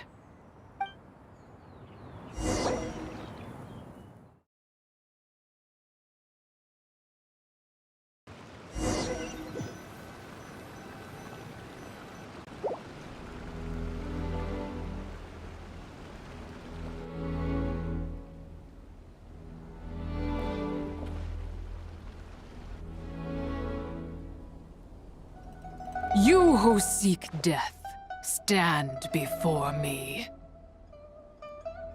My prison. I was merely a trace of impure energy within Zabai's immortal body. When her soul was shattered, it should have been the end of me. But then, the one who governs time descended from on high and froze the moment of her death. And so, I remain in this world, unable to find release. A mortal who knows of her existence and would dare to speak her name. Who are you? Help. No, there is nothing we can do for each other. Her power, the one who governs time, it has surrounded me ever since. A blessing and a prison, all at once. No, I have been asleep in this prison for countless years, until a familiar presence woke me. Then, through that mortal girl's eyes, I saw it. As pure and bright as ever, unchanged across the millennia. It was the moon. That place is called Chuang Terrace. Did later generations rebuild the altar in a new location? It looks just like the one used to honor Zabai. Could it be that traces of what happened back then still remain in this world? That memory is embedded deep within the essence of Zabai's soul. It is one that should have been forgotten. Yet, it is precisely that which haunts my every waking moment, fuels my rage, and denies me a modicum of peace. Now you, a mere mortal, come to seek that which is forbidden. So, let us see whether the fire that fuels your ambition is a hero's wisdom, or a fool's courage. I shall relinquish control over this body's curse, and let it devour everything within sight. Run as fast as you can, lest this prison become your grave. Look. It draws near. The river of time, come to sweep all into oblivion. A torrent of tears for the dead and departed. I shall wait for you at the end, mortal. Evade being swept up in its waters, and I will show you everything. Fail. And we shall sink into oblivion together.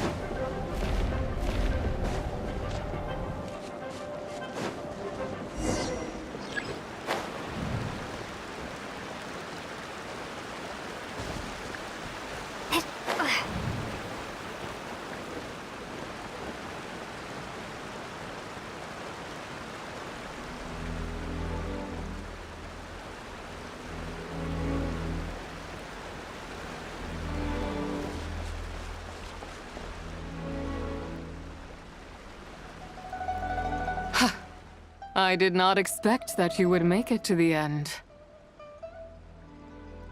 Yes, it would seem even time cannot hold you back.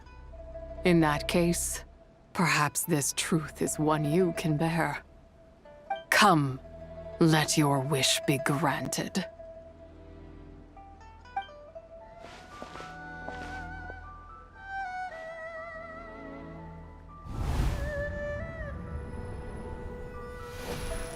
Under moon eternal, in radiant night, a maiden grants silk, soft and light. Under moon iridescent, in night divine, a maiden grants fiber, for cloth so fine. Under moon of frost, in night so great, a maiden grants tools to divine our fate. What are Mom and Dad doing? Shh, just make a wish. The kind Adeptus on the moon is listening.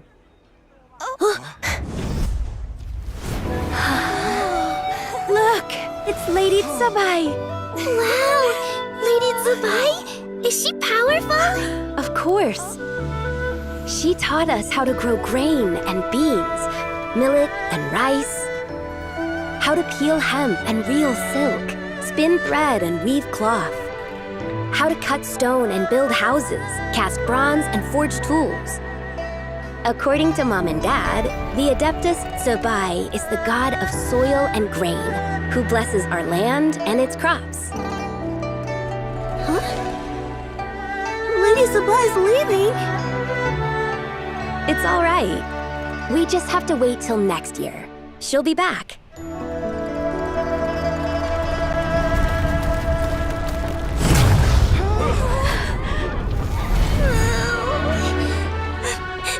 Mom and Dad are gone. Why hasn't Lady Tsubai returned? She'll come. We just have to believe. What is that?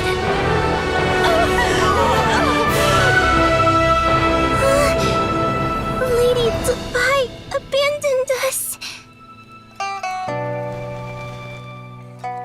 All places tainted by the abyss need to be purified. That includes Long Gone. And what of its people? You know what will happen. You are but an emissary to the mortal realm. This is Heaven's will. There is no need for guilt, and no place for hope. I wouldn't dare. But the people of Langan honor me, worship me, pray to me. If I do not answer, the guilt will be too much to bear. And if you do, you will meet the same end. Then as their god, I shall die among them. Look!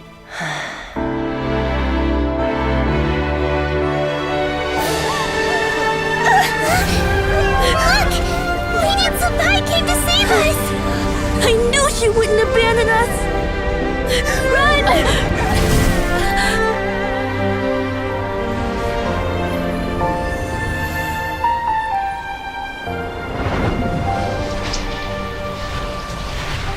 You have done enough.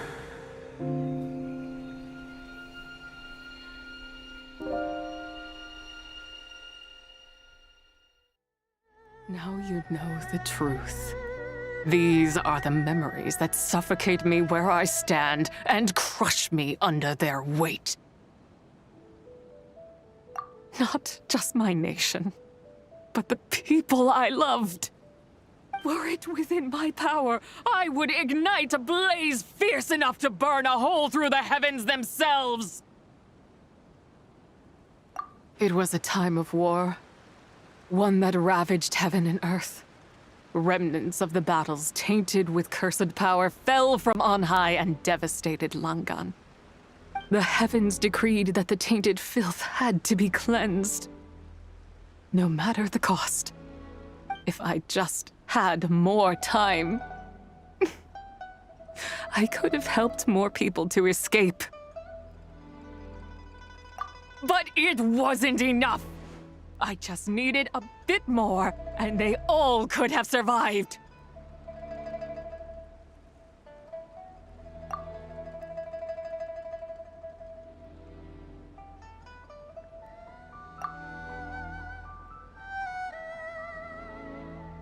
I never imagined there would come a day where I found peace. So long this rage has been within me. Yet here in this moment, it has stilled at last. Thank you. If you wish to bring Zibai back to life, mortal, then you may take the part of her soul that lives in me. Just remember, from this moment onward, the fate of Langan's fallen rests on your shoulders, and that cannot now be changed. As I said before, I am but a remnant of Zibai's adeptal form, a manifestation of her wrath that was not meant to linger in this world. By taking away this fragment of her soul, you take away my shackles as well. So, let it be done. Ah, it's your turn to grant one of my wishes, is it? Very well. In regard to my fate, and that of Langan's fallen, I know there is little I can demand of you. However, should another raise a war banner against the heavens someday, let my name be set upon its cloth.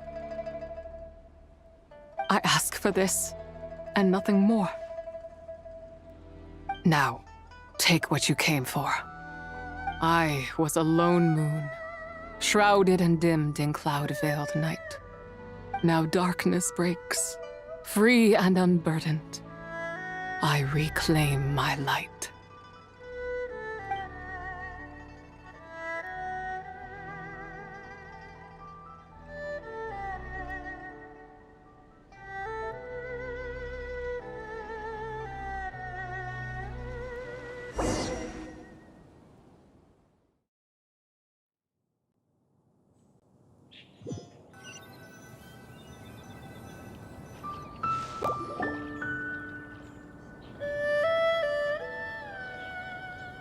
You think I am one to fold so easily?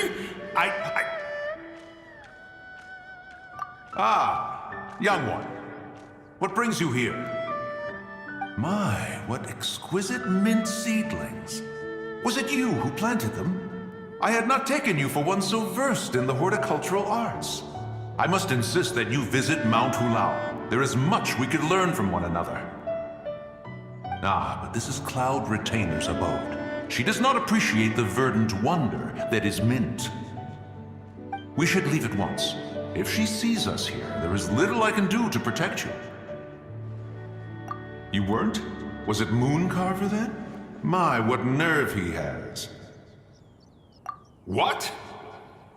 Looks like Mountain Shaper is back to normal. Has the matter with Zizhi been resolved then? Wow, that was fast. That took, what, like a second?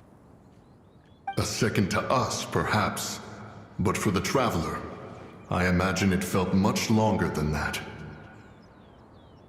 One's plan was most successful then. And you're all right, Traveler. You don't feel strange in any way? Well, sounds like good news all around. I'm glad this matter is resolved. What is this matter you speak of? The possession of that mortal child? The matter of Zizhi may have been resolved, but there is another that is far from over. The mint you planted around my abode. Perhaps you have a moment to spare for a little chat, Mountain Shaper.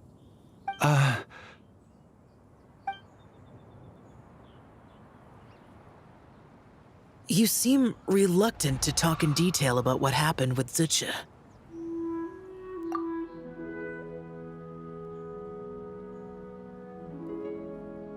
Don't worry. I won't ask you to reveal her secrets to me. And I doubt the other Adepti will either. Huh? You don't want to know what happened? The expression on your face. I know it well, Traveler. It's one I've seen Rex Lapis wear on many occasions. Whatever you learned, it must be too heavy to share. But you're okay, right, Traveler? That deadly self didn't hurt you, did she? Well, as long as you're not hurt, Paimon doesn't need to know anything else. Even so, I hope you feel like you can entrust me with it. If I learned anything from our time together, it's that one should not have to shoulder such a weight alone. Not to mention that certain knowledge brings danger in its wake. I would never want you to feel forced to be the sole keeper of such secrets. Yeah, kind of like how one person can't finish a whole slime, you know? Better to grab a bunch of friends and get it all together. Exactly! Wait, no! Paimon's just saying we've got loads of friends who'll be more than willing to lend an ear.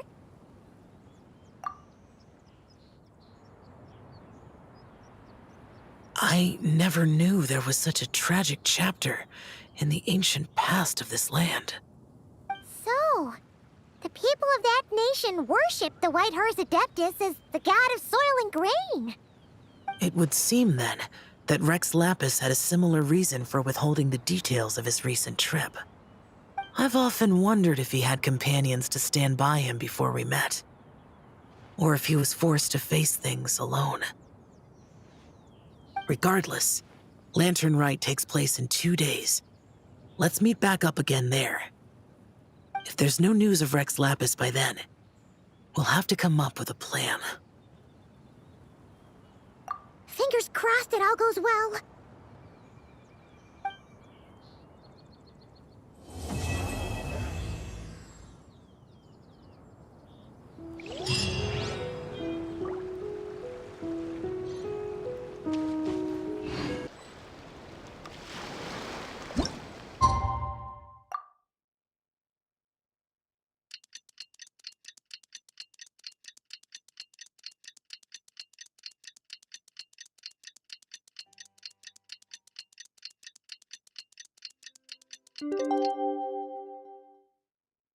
Would you like to go noon gaze? It's time to meet back up with Xiao.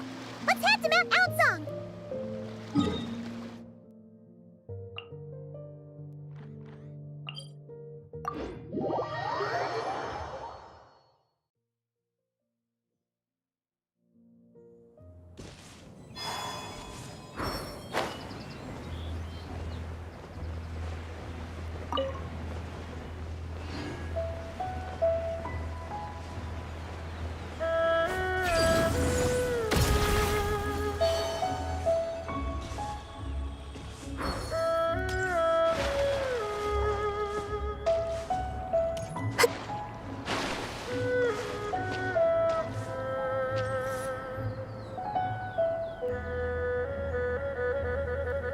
Xiao, Cloud Retainer, Madam Ping! We're here! Any news on Zhongli? Wait, are we missing 2 Adepti? Well, Shenyun banned Mountain Shaper from Mount Outsong for 3 days. Oh, then what about Mooncarver? The scheme to plant mint in one's abode was one those 2 fools devised together? And when it comes to punishment, one does not discriminate. His banishment ends in 3 days as well. Wow, that's pretty harsh, Cloud Retainer. Let's get down to business. We have news of Rex Lapis. Huh? Isn't that... Yes, Rex Lapis's Geopillar. It descended from on high this morning. He must have sent it for a reason, but it does not respond to our touch. So, what does it mean? Is he in trouble? Not necessarily. It could be a message only a specific person is meant to receive. Traveler, you alone spoke to Rex Lapis before he left. Oh, so it must be for the Traveler. Give it a try.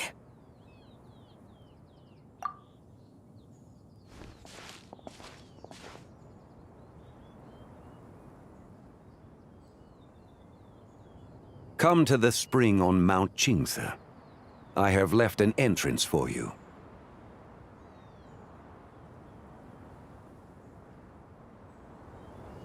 Well? Just as one surmised, it seems that Rex Lapis will not countenance our involvement in this matter. That would not surprise me in the slightest. He's always had a soft spot for the traveler, after all. But be that as it may, we have served Rex Lapis for millennia now. In other words, I'm sure this has nothing to do with favoritism. He's probably just trying to protect us. That's right. So you mustn't let your guard down, even if Rex Lapis is by your side. Alright, let's get going. I'll try not to keep you all waiting.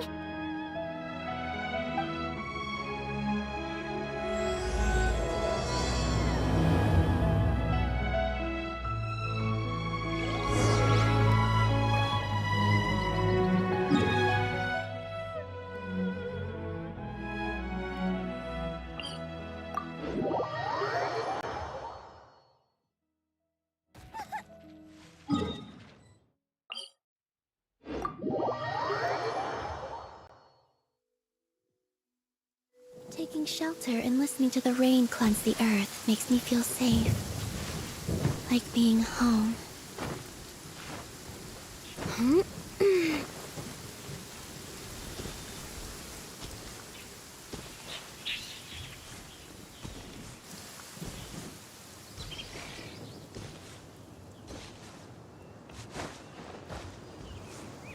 The sky is clear again.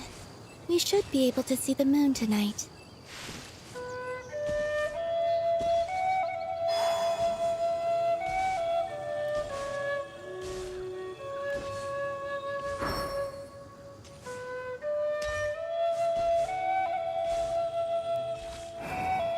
Keep your eyes peeled. He should be around here somewhere.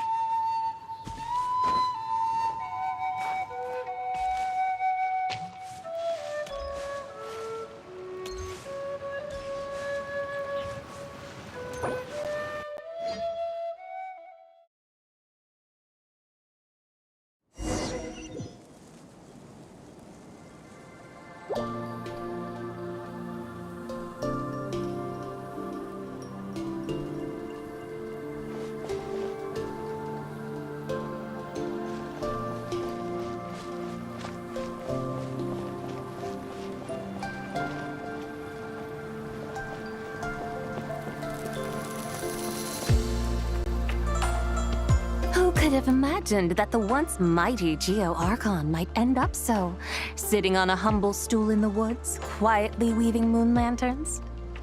You really do look like an old man now. This is a Shao lantern, not a moon lantern.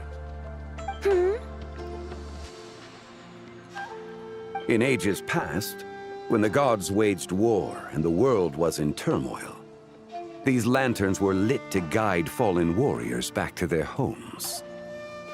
Had you tarried in the mortal realm for but a little while longer, you might have become quite accustomed to them. Even so, it bears such a striking resemblance to the moon lanterns they used to offer up to the heavens. Could this truly be mere coincidence? Perhaps in some sense it is, yet in another, it isn't.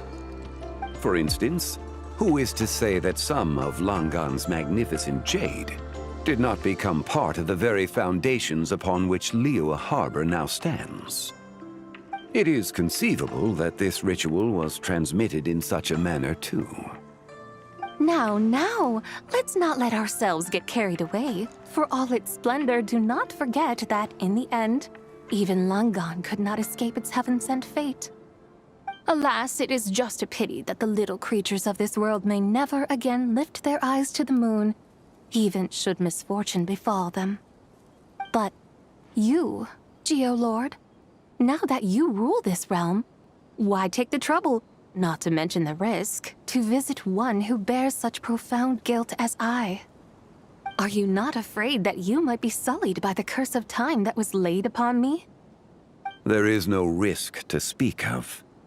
At least, not in comparison to that which you took when you defied the heavens all that time ago. As I have stated, Time and again, it was not I who defied the heavens. Geo-Lord, the ancient affairs of Langan have nothing to do with me, for I am but one of her deadly selves, severed before her demise. My name is not Zebai, but Zichao. Surely you did not take us for one and the same solely on the basis that we may all assume the form of white horses? Sorry to break it to you, but you seem to have found yourself the wrong white horse. Anyway, do tell me, what urgent matter brings you here? Very well, then. I have come to ask for Zebai's shade. Oh? So, the Geo-Lord has set his sights upon Zebai's human soul.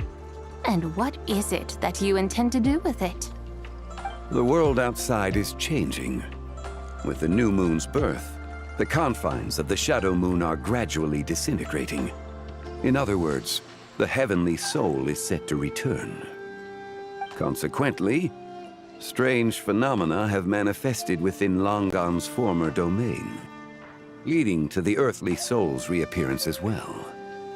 The last of the trio, the human soul, is in your possession. Most intriguing. My intention is to gather all three together, so that an old friend may finally make her return. I must admit, it seems that some remarkable affairs are coming to pass in the outside world. Yet there is one thing you seem to have overlooked, Lord of Geo. Back in the day, it was you that freed me from that painting. And afterwards, I took up arms in your name. Together we first subdued Chenyu Vale, then brought peace to Mount Qingse. It was for this cause that the contract between us was made. But now that the debt has been repaid, what cause have you to expect my aid? Zebai and I have long been friends. Given not only that you were manifested from a corrupt desire within her divine form, but that you also possess a fragment of her soul, how can you purport to be the wrong white horse? I think you'll find that we are now as separate and distinct as any two beings ever were. What once shone with radiant purity has long become dust. What you see is no longer what it was. Oh, great Lord of Geo, should this still be unclear to you, I bid you take your leave. It seems that the fault lies in my own lack of consideration. As you wish. I shall let this matter rest. Wait! One moment, if you will. Should this not be your opportunity to propose a new contract? The part where you make me an offer I simply couldn't refuse? Even those puny mortals know how to haggle when striking their bargains. Should you, the famed god of contracts, not likewise strive for success through negotiation? Come now, enough with the posturing. It's time to name your price. Very well. I had, in truth, prepared a new contract for your consideration. I knew you would not come before me unprepared. Yet, you should know that I want for nothing, for I live in the mountains, carefree and untroubled. Occasionally, I even find sport in teasing the mortals who stumble into my presence. Then why persist in telling them those ancient stories? I speak of what transpired before the sky collapsed and the earth sank into itself. That is merely my way of passing the time. And what of it? Would any believe, much less remember, the ramblings of a mountain hermit? Those tales have long since spread throughout the mortal realm. Who? Should my words prove insufficient, I invite you to see the world for yourself. To this end, I have found you a pair of trusty guides. The Lantern Rite is presently underway in Liyue, and should prove quite intriguing for you. So this, then, is the contract you have prepared for me? Indeed it is. Think of it as a contract for a one-day festive excursion. Surely you do not hope to offer this in exchange for Tsubai's shade. The foundation of my very existence for a little excursion seems a little steep, wouldn't you say? Why not see for yourself? You can always decide afterwards. The final determination, of course, shall rest with you. Is that so? Then perhaps this deal might not be entirely off the table after all. Where then are these guides of which you speak? Hey, it's Zhongli! Oh, we've been looking for you everywhere. We thought you might have gone missing. You're here. So these are my guides. Well, well. They certainly look the part, I'll give you that. Guides? Oh, you poor innocent little creatures. The benevolent Lord of Geo has sold you to me, which means that for the rest of this day, you belong to me. Sold us to you? Just what have you gotten us into, Zhongli? The situation is not quite as dire as that would sound. I ask only that you accompany my Adeptus friend on a tour of Liyue. I would suspect that depends on how well you entertain me. Entertain you? Let us start with this Liyue Harbor of which I have heard so much. Nowhere is quite so fascinating as a place teeming with little mortals. How come this Adeptus sounds so different from what Paimon imagined? Okay, we'll take care of it. Get ready to find out why they call Paimon the best travel guide in all of Tibet.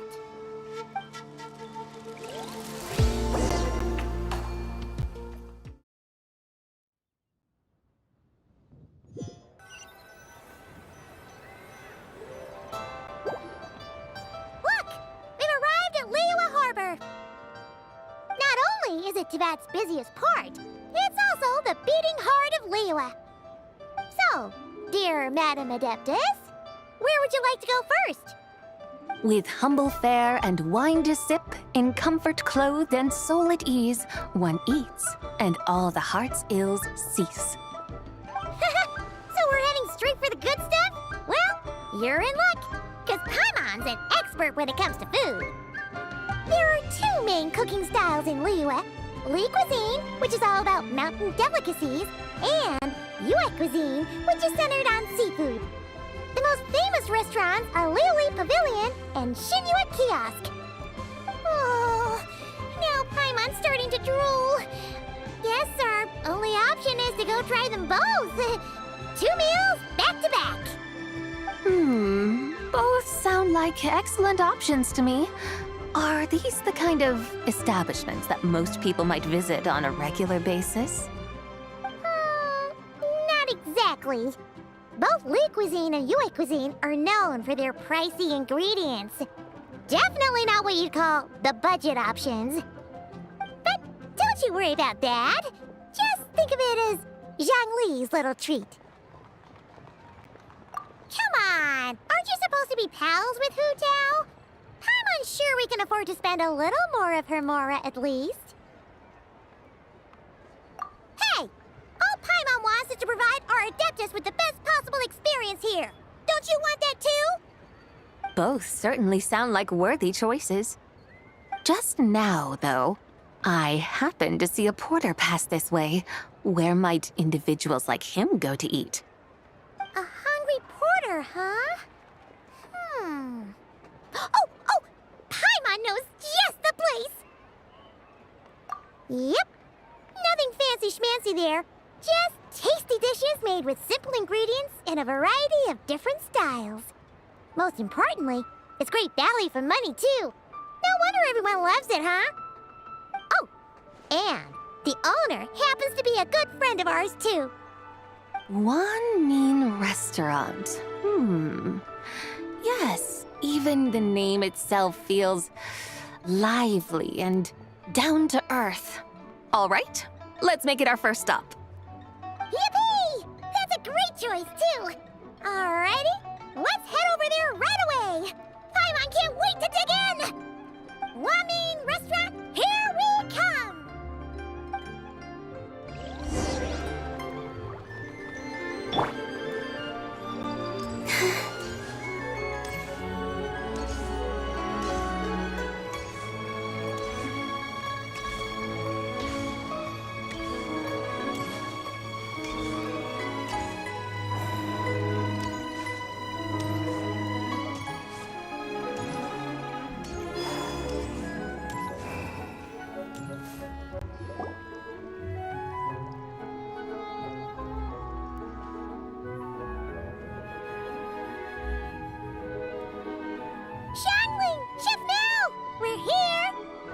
Oh, hello there. What a surprise to see you two. Welcome, welcome. Hey there, Traveler and Paimon.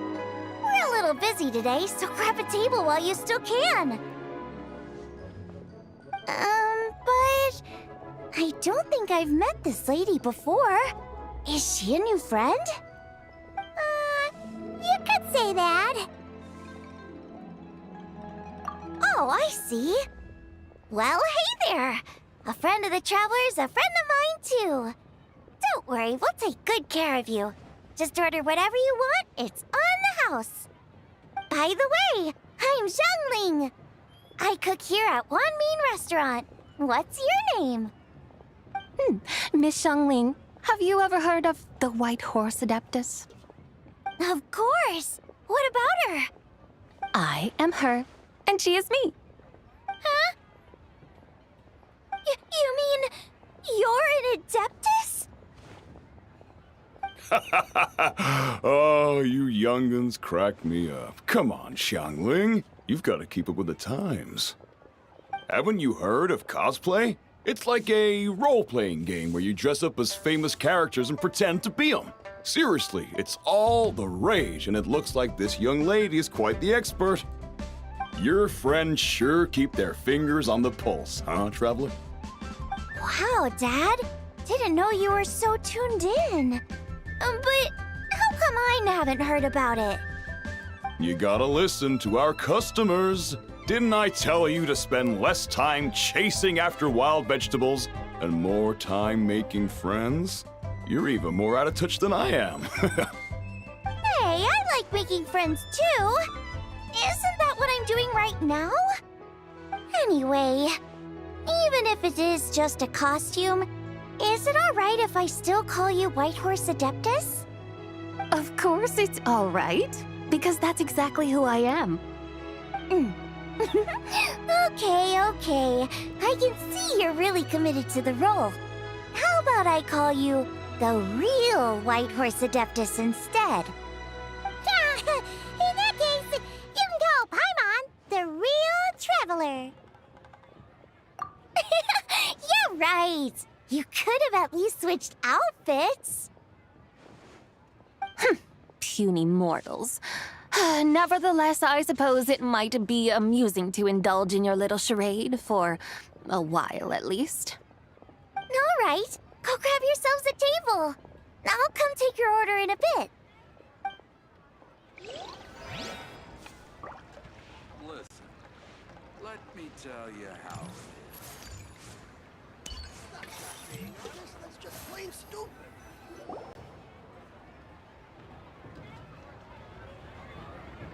Hello. May I ask if Miss Xiangling and Chef Mao are here? Yeah, they're just over there. Wait a sec.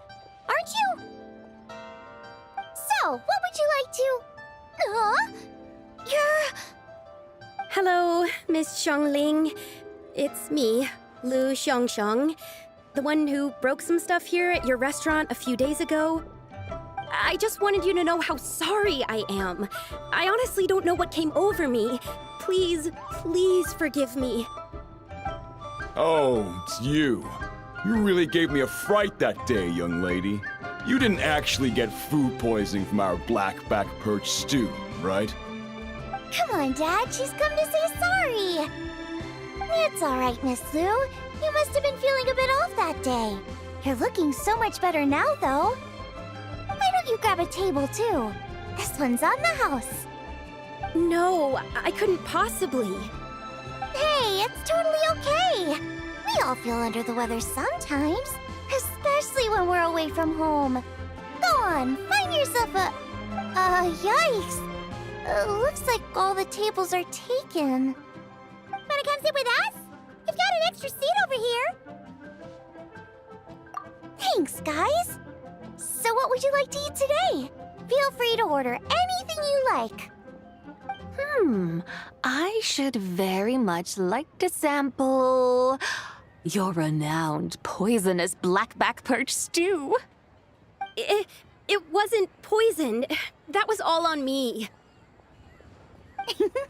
So that's one portion of blackback perch stew. How about you guys? Paimon wants... Sure thing! Looks like Paimon's having trouble making up her mind.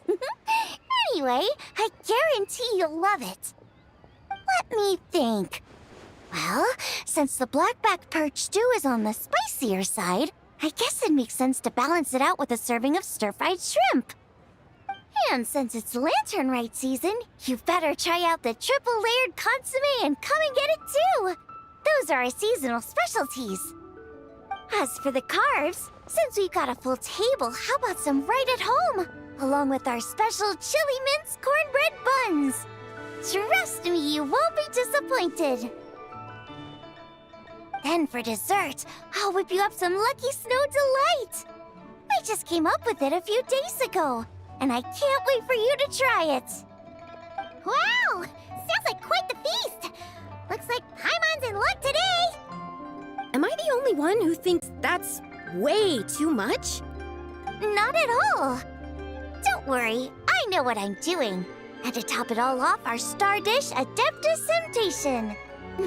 You should know that we don't often serve this here at Wanmin Restaurant. But since this is my first time cooking for the White Horse Adeptus, I'm pulling out all the stops. Okie dokie, just sit back and relax. I'll have your dishes out in no time. Hold on. Did I just hear Miss Xiangling mention the White Horse Adeptus? You did indeed. And you're looking right at her. That's a joke, by the way. She's cosplaying. Oh, I see. Phew, almost believed you there for a moment. Tell me, little one, what business might you have with the White Horse Adeptus? It's a long story. Basically, a while back, I took part in an archaeological dig over at the chasm. While we were there, we discovered a number of relics. Our findings show that they date back to the era of Long Gone, an ancient nation whose people are said to have been the ancestors of some of the modern-day inhabitants of Chenyu Vale. And why might such matters concern the White Horse Adeptus? Because some of those relics not only seem to contain textual references to her, but even depictions of what she looked like. There have long been legends claiming that the White Horse Adeptus was a deity of that era, but there are plenty of other theories out there too. If I could just locate some more detailed records, I'm sure we'd be able to find out so much more. So you're into history? Well, to tell you the truth, I actually joined the archaeological team by sheer accident. But once I'd started down this path, I knew that I wanted to make something of myself. Recently, though, things seem to have taken a turn for the worse. Still can't believe I caused such a mess and even ended up hurting someone. Oh, so you're considering becoming a martial artist now instead? No, I mean, they weren't seriously hurt. It was just a few scratches, and they let it go after my mother compensated them. Either way, my career's pretty much over. And even though both the victim and the Ministry of Civil Affairs say they won't be pursuing the matter any further, my father says he's going to punish me according to our family rules. Family rules? Yeah, he's decided to ground me. I'll have to return to Chaoying Village after Lantern Rite, and goodness knows when I'll be allowed to leave again. Wow, that's harsh. Sounds like the kind of thing only rich, super traditional parents would do. We're not exactly rich, though. All we own are a few tea fields in Chaoying Village and a guest house in Liyue Harbor. A guest house? It isn't Baiju Guest House by any chance? Yep, he's my grandfather. So you've heard of the guest house before? Small world, huh? Come to think of it, didn't Boss Fu mention something about hoping that the White Horse Adeptus would show up and let her divine power be known? Sure, but Paimon's guessing this wasn't exactly what he had in mind. Little one, it sounds to me that your family is rather well off after all. What then drew you to archaeology? Why subject yourself to such unnecessary hardships? Even if I stayed at home, there's no guarantee I'd lead a nice, easy life. Just look at my father. Recently, my grandfather put him in charge of the guest house, and he came up with a bunch of ideas right away, starting with changing its name. That didn't turn out well, though. My grandfather yelled at him for days, even calling him a bad son, and they still haven't let it go. Oh! Paimon thinks we might have heard about that too. Long story short, being dependent on others is never fun. You just end up being completely under their thumb. That's why I want to make it on my own out here, no matter how hard it is. After all, as the saying goes, to rise above others, one must endure the hardest of hardships. What's so funny about that? You poor, innocent little creatures never fail to amuse me.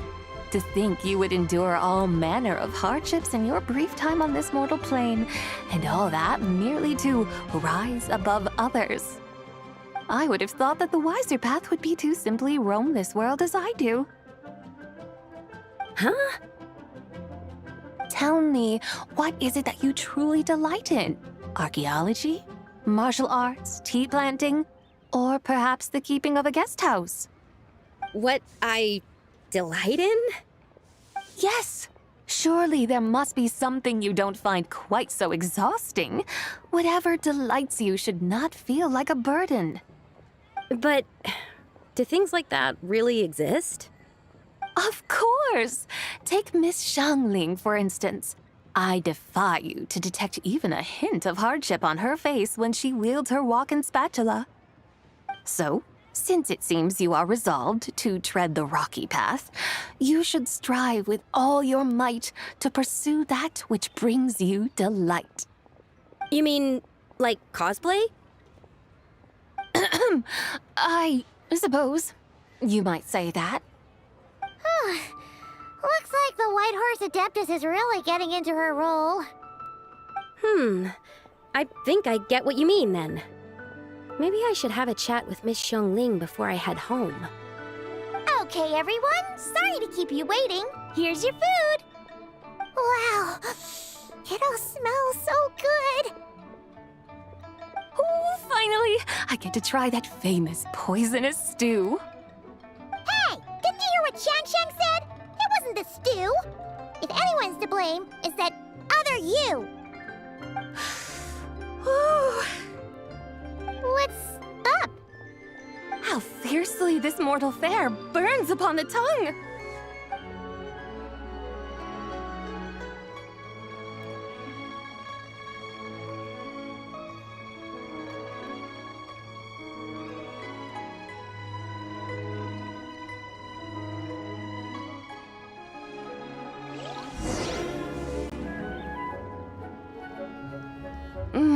Most satisfying as poisonous stews go. So, where to now? Time, I think, to seek out some diversion? Oh, there's plenty of entertainment options in Liyue. Paimon will tell you that. The locals like to drink tea, walk their pets, play chess, watch operas, attend storytelling performances. Storytelling performances? You know, like listening to people telling stories. They're usually based on old Liyue legends, just like their operas. Stuff like the Divine Damsel of Devastation, Through the Eyes of a Dragon, or the Sanctification of Tao Do.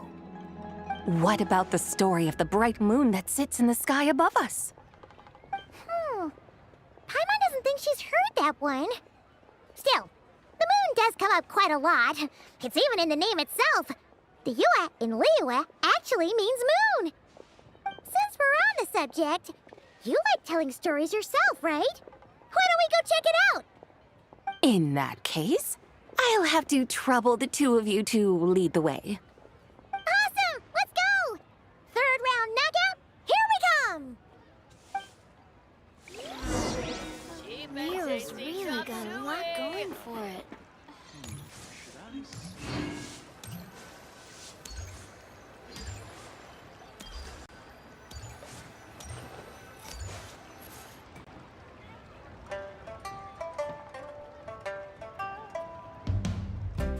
What a tongue twister!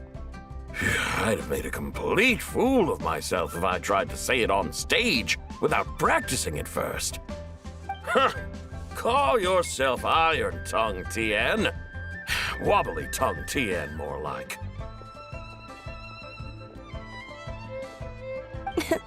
I used to have that problem a lot. But if you just take your time to grasp the meaning and commit it to memory, you'll be able to say it smoothly in no time. You're right, Miss Yoon. I'll give it another try. Hey, Yunjin! Fancy seeing you here! What are you two talking about? Ah, Traveler and Paimon, we meet again. And who, may I ask, is this? You may call me the White Horse Adeptus. The White Horse Adeptus? She's not really an Adeptus. I see. Well, it certainly looks like a lot of fun. Oh, funny you mention it. This type of thing is actually something I'm quite familiar with. Once, to perform Through the Eyes of a Dragon, I decided to imagine that I was Rex Lapis himself. It was the only way to truly inhabit his mindset and understand his resolve to quell those demons. Sounds like you just wanted an excuse to feel all big and powerful. Hey, that's... You just don't understand how inspiration works. You're one to talk. Paimon's traveled all over with the Traveler, and she's seen things that would make your jaw drop. All right, then. Since you claim to be so knowledgeable, why don't you prove it by reciting an ancient poem? An ancient poem? Which one? Ha! See? You mean to tell me you've never even heard of the ancient poem called An Ancient Poem? What kind of a title is that? Quit teasing, Paimon. We only just found out about that ourselves. He's talking about the writing on those ancient relics. When we first saw it, we couldn't figure out what it all meant. So in the meantime, we decided to just refer to it as an ancient poem. However, thanks to the painstaking work of the scholars who were tasked with decoding it, it seems like that's exactly what it was. Or rather, an ode offered in veneration of the moon and the White Horse Adeptus. Oh yeah! Didn't Keqing mention that before? It's got something to do with Longon, right? That is correct. The Ministry of Civil Affairs has issued a notice stating that, although it is true that the moon may disappear tonight, we should be in no danger. In other words, there's nothing to fear. But if you're worried, we can always take a leaf from the Book of the Ancients. By reciting this poem, I mean, and calling for the White Horse Adeptus's aid. If we do that, I'm certain she'll protect our moon and keep us safe. Oh, seriously? Paimon has to get a look at this.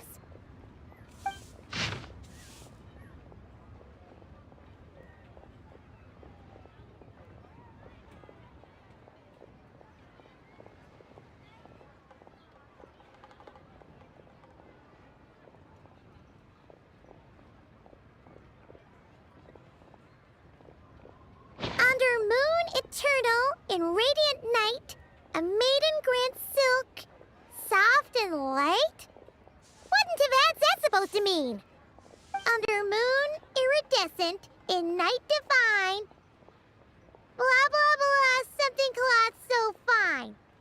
Something about fields being plowed, something else about seeds being sown from the earth. Seriously? What is this? The fields are plowed, the seeds are sown, and from the earth, life is grown. Whoa! You did that without even looking! Bravo! Bravo! We have an expert in our midst. Looks like this young lady really does know her role inside out. If I didn't know any better, I'd have taken her for the real deal. That's because I am the real deal. That's the spirit.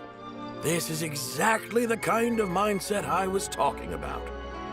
Behold, mortals, I am none other than the indomitable Rex Lapis himself. Kneel before my godly splendor. Believe me, young lady, I know exactly why you do it. Back in the day, I was just like you. I must say you are rather amusing as mortals go.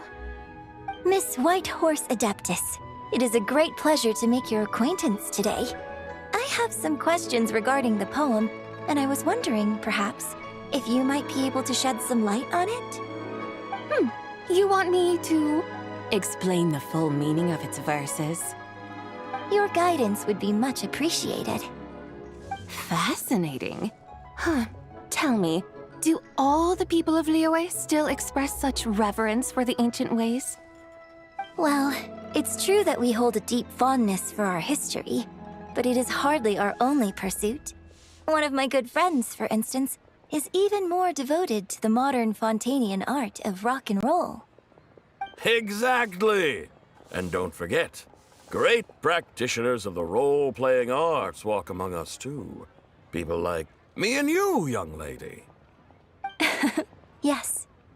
So rather than placing too much emphasis on our reverence for the ancient ways, it might be better to say that here in Liyue, 100 passions bloom, each with a voice of its own. I see. Then, I suppose it wouldn't do any harm for me to enlighten you. In truth, it is but a simple poem of blessings. Its meaning is this. As the eternal moon rises in the night sky, a maiden adorned with lustrous jade descends upon the earth. She blesses the kudzu vines and mulberry leaves so that they may be used to make coarse cloth that is nevertheless soft, light, and comfortable to wear. As the iridescent moon rises in the night sky, a maiden adorned with lustrous jade descends upon the earth. She blesses the kudzu vines and hemp so that they may be used to make fine, luxurious cloth. As the frost moon rises in the night sky, a maiden adorned with lustrous jade descends upon the earth. She blesses the mugwort and artemisia so that they may be perfect for divination. So she really did come down from the moon? She shows the people how to use the plow and spade to purge the land of weeds, till the soil, and heap up the earth to make it fertile. Then with the hoe, she teaches them to sow their grain, bestowing the promise of life upon every seed. She blesses the millet and the beans, ensuring that their stalks and vines stretch forth without end. She graces the wheat and the rice, so that their heavy heads are filled with plump, glistening grain. Sounds like she's a real pro at all this farming stuff.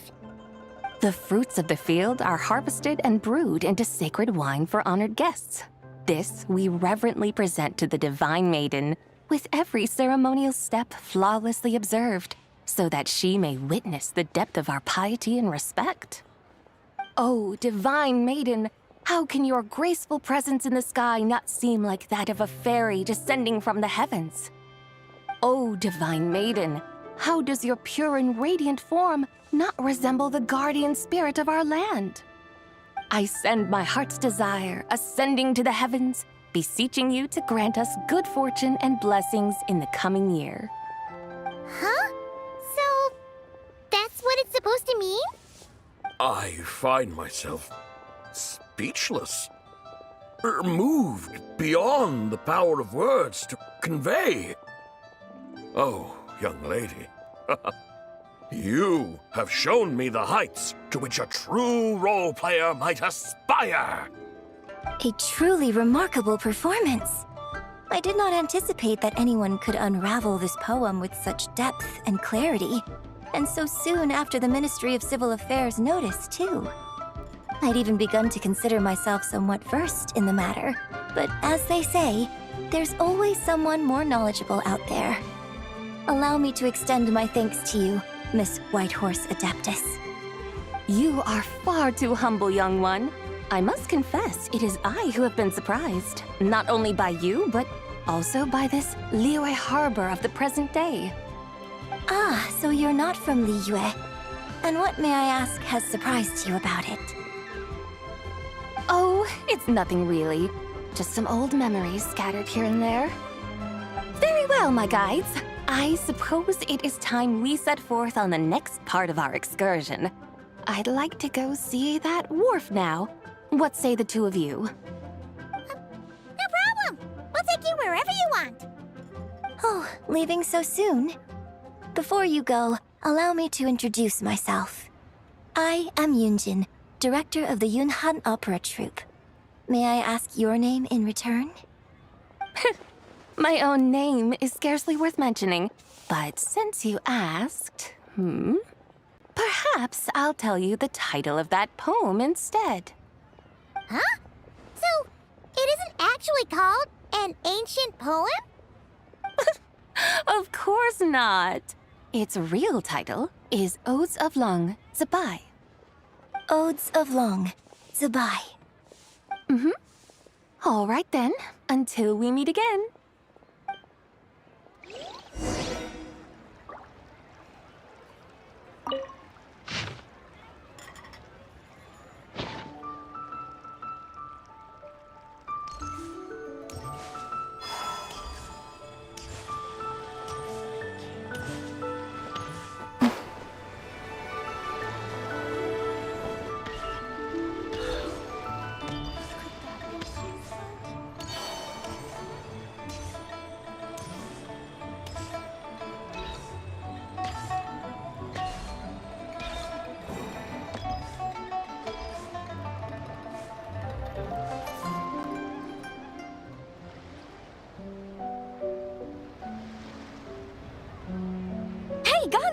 I almost forgot to mention.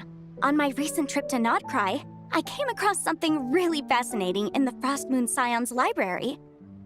I found records in their collection of another divine envoy living on the moon.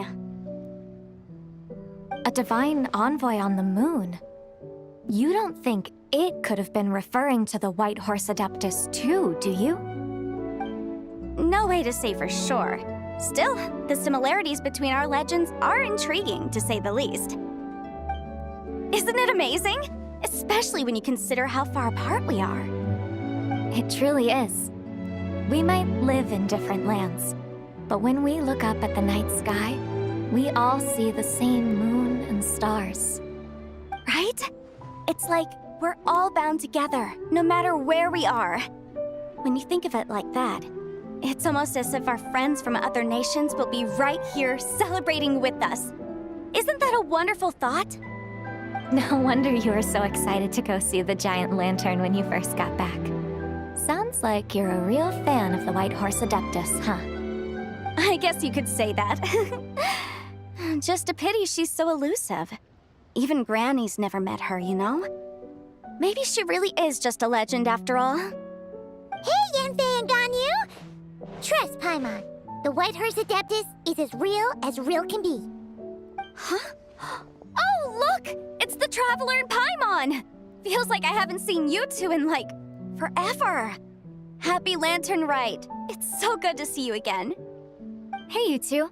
Happy Lantern Rite. Did I hear you right just now, Paimon? Does that mean you've actually seen the White Horse Adeptus? She has indeed. And now, so have you. Huh? And you are? Why, who else? The White Horse Adeptus, of course. Could you maybe start with something else next time? You're the White Horse Adeptus? That's right. Allow Paimon to introduce you to our new friend, Zichao. She's been low-key obsessed with cosplaying the White Horse Adeptus ever since we met her. I see. Well then, greetings, Miss Zichao. My name is Yanfei, and recently I've been low-key obsessed with learning everything I can about the White Horse Adeptus. I'm sure the two of you will get along like a house on fire. Oh, and by the way, I'm Ganyu. So, Mr. Chow, you must be here to see the giant lantern too, right? A horse-shaped Zhao lantern? Is that what I think it is? That's right. A lantern made to honor the White Horse Adeptus herself. Isn't it gorgeous? Huh? What are you laughing at? Both the lantern and myself. What do you mean? Oh, this lantern truly is an artistic masterpiece. But tell me this. Have any of you ever seen a horse before? Come to think of it, Paimon can't remember ever actually seeing one herself. What about you, Traveler? Oh, this horse appears to be mid-trot, but it has adopted what is called a lateral gait, where the legs on one side of the body move together in unison. A rather rare sight indeed. Just now, I suddenly pictured myself, I mean, the White Horse Adeptus running the same way. The image was so absurd, I could barely contain my mirth. Oh, really? I never knew that. You learn something every day, huh? Oh, come on! It's basically a giant piece of fan art! Who cares if it's different than the original? I was merely laughing at my own ignorance.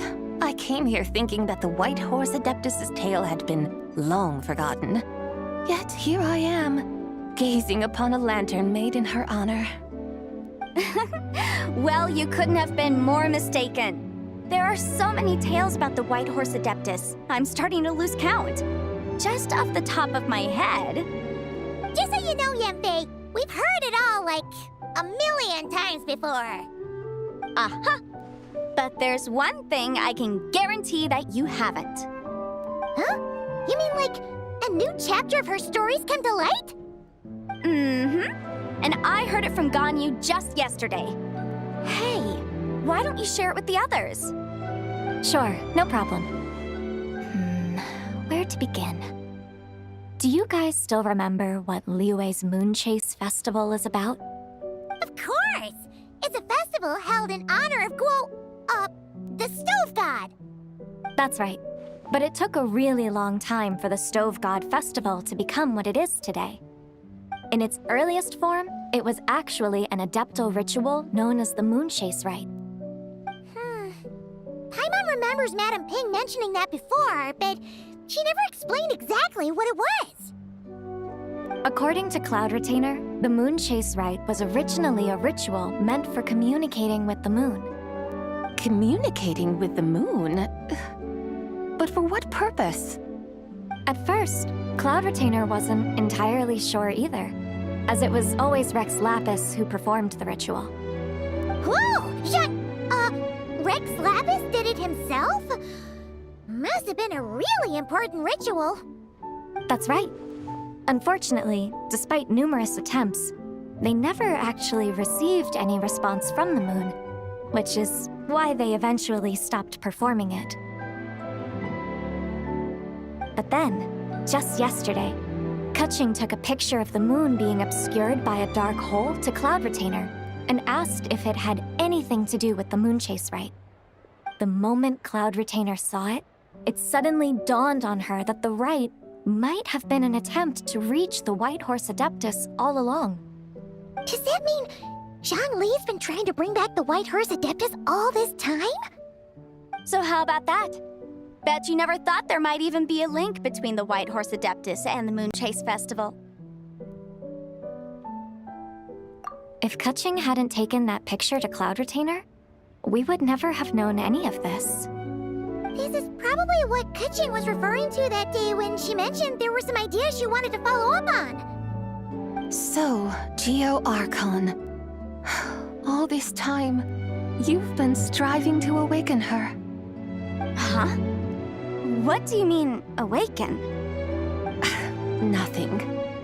What I truly meant to say was, this new insight you've provided has been truly eye-opening. Oh, by the way, my trusty guides, I've been meaning to ask, where in Liyue Harbor might one enjoy an expansive scenic view? Huh? We're off to the next stop already? But Paimon's barely done digesting that lore bomb just now. All the more reason to find the right spot to let it sink in. Oh, so that's what you're up to. A tour of Liyue Harbor? In that case, if you're looking for a spot with a panoramic view, I'd recommend Yujing Terrace. That's a great idea. Since the terrace is on higher ground, the sea view from up there's so much better. Great! Well, the Lantern Rite's about to start, so we should get back to Granny's now. Hope to see you all at the festival tonight. Oh, you're off too? All right then. See you both soon. See you soon.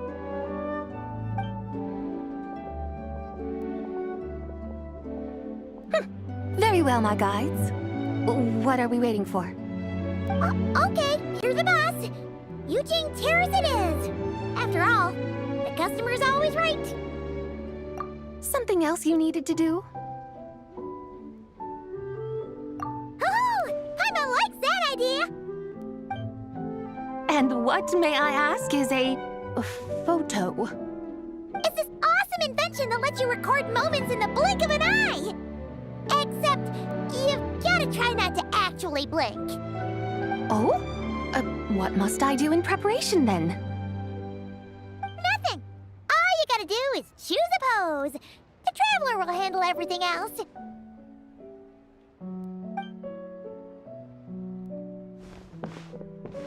Come on, let's give it a try. Look, we got a great picture. Paimon's gonna call it The White Horse Adeptus Meets the White Horse Adeptus in Liyue Harbor. Huh. They've even discovered a way to preserve moments in time. Now I truly am curious to witness what else these mortals might accomplish. Very well, let us proceed. Yujing Terrace lies in that direction, does it not? Hey, wait for us!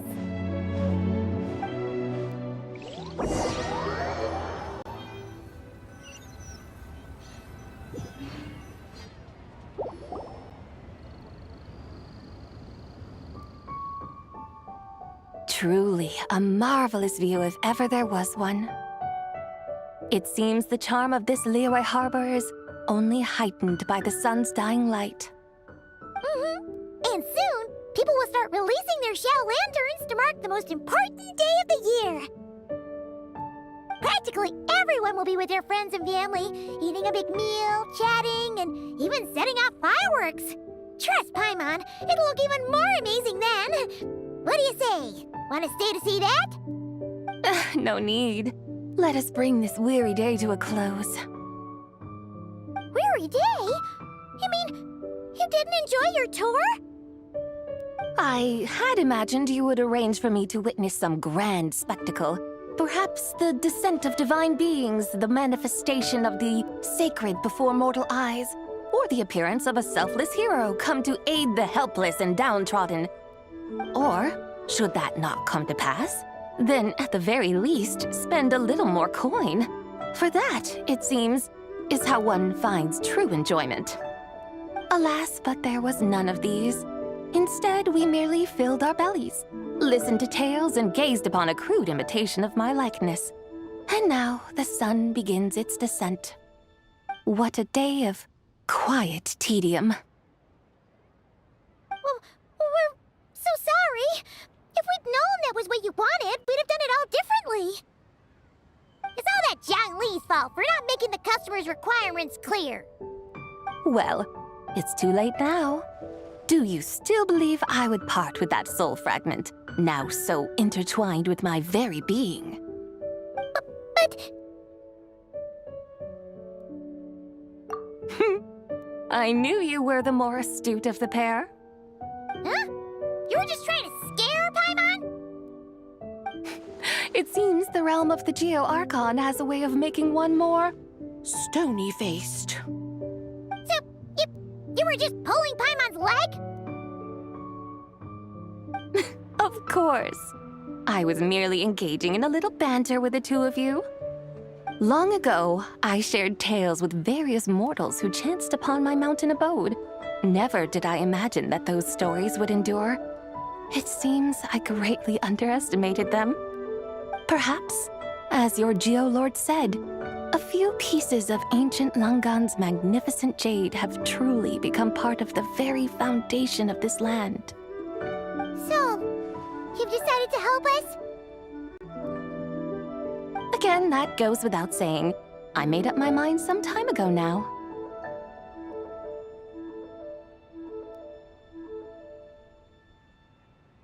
When I beheld a rather intriguing scene as I set foot in this city, I saw porters passing through the alleys, setting down heavy wooden crates from their weary shoulders, peddlers pushing carts as the kites and lanterns upon them rustled gently in the breeze. I saw cooks cooking, actors acting, scholars reading, soldiers marching, children playing, elders resting, officials officiating, and the common folk absorbed in this or that, reveling in the simple joys of life. Some, it seems, have already found that which stirs their hearts, while others continue to fret, troubled by uncertain futures. Yet, in this gentle and serene order, each holds fast to their anticipation, not only for the celebrations to come, but also for the first light of the morrow. Scenes I once yearned to behold now unfold before me, no longer in Langan, but in Liyue Harbor, thousands of years on. How wondrous is this mortal realm!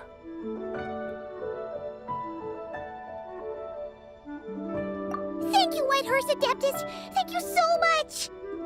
Adeptus, Adepti, perhaps the singular art in which we are truly proficient is that of sequestering ourselves within the high mountains. But once we leave our mountain refuge, we find ourselves drawn back to mortal ways all the same. So, it is I who should offer my thanks to the two of you. Traveler, Paimon, you have made this day more delightful than any I've known in a long, long time. Come now, and take what it is you need. You mean, like, right now? But don't you think we should wait for Zhangli? That won't be necessary. All things shall meet again in their time, for the waters know no rest, and the flowers their appointed season. One need not fear that life is but a journey of goodbyes.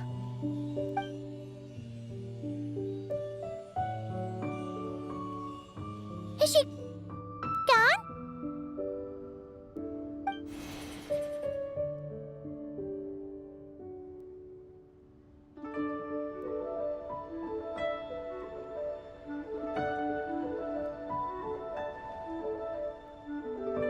Yes, she's gone. A deadly self is formed from the body's impure vapors, so naturally it cannot survive long in this world.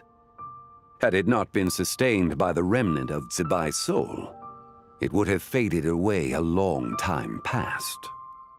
Now that the remnant is gone, it has severed its ties to the mortal world.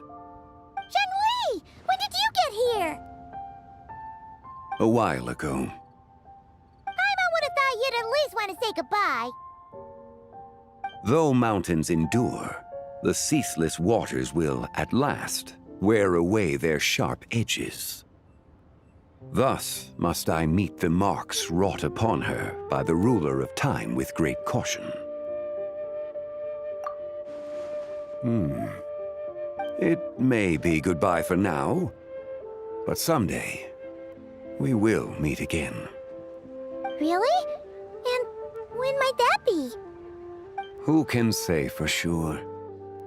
Years and years from now, perhaps. Or maybe tonight, at the Lantern Rite. Are you saying that if the White Horse Adeptus were to be resurrected, she'd still have the memories of the three deadly selves? That she'd still remember us? We will find out soon enough.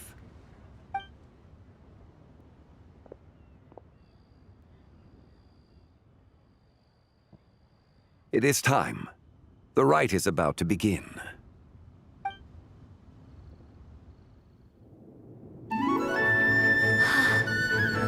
The rite is about to begin. Is the moon really gonna disappear? Got your lanterns ready, everyone? All set.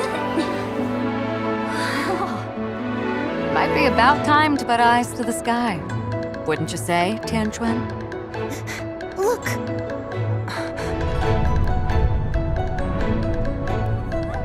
When the sun's out, eat the sun. When the moon's out, eat the moon.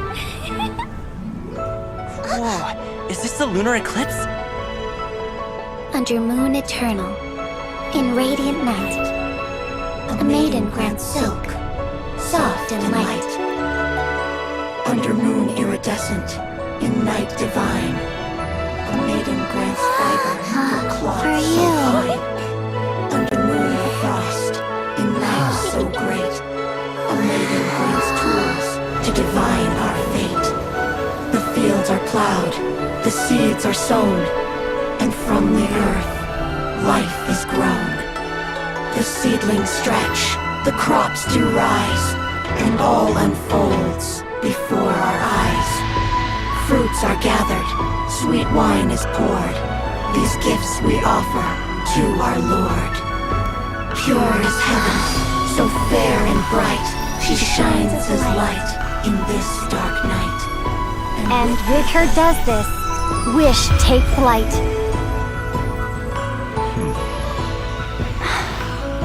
Devoted soul, scattered and unbound. Let this lantern guide you home, by its light be found.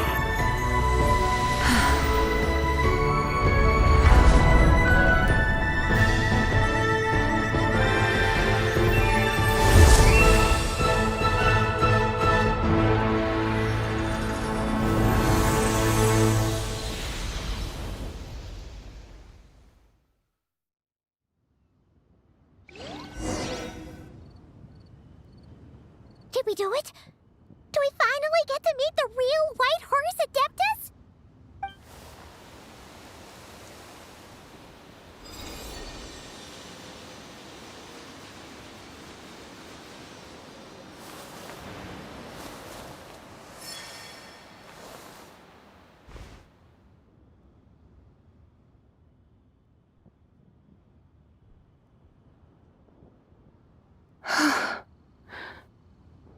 This place. Where am I? A familiar land, now known by the name of Liyue. Liyue? The peaks adorn the clouded moon.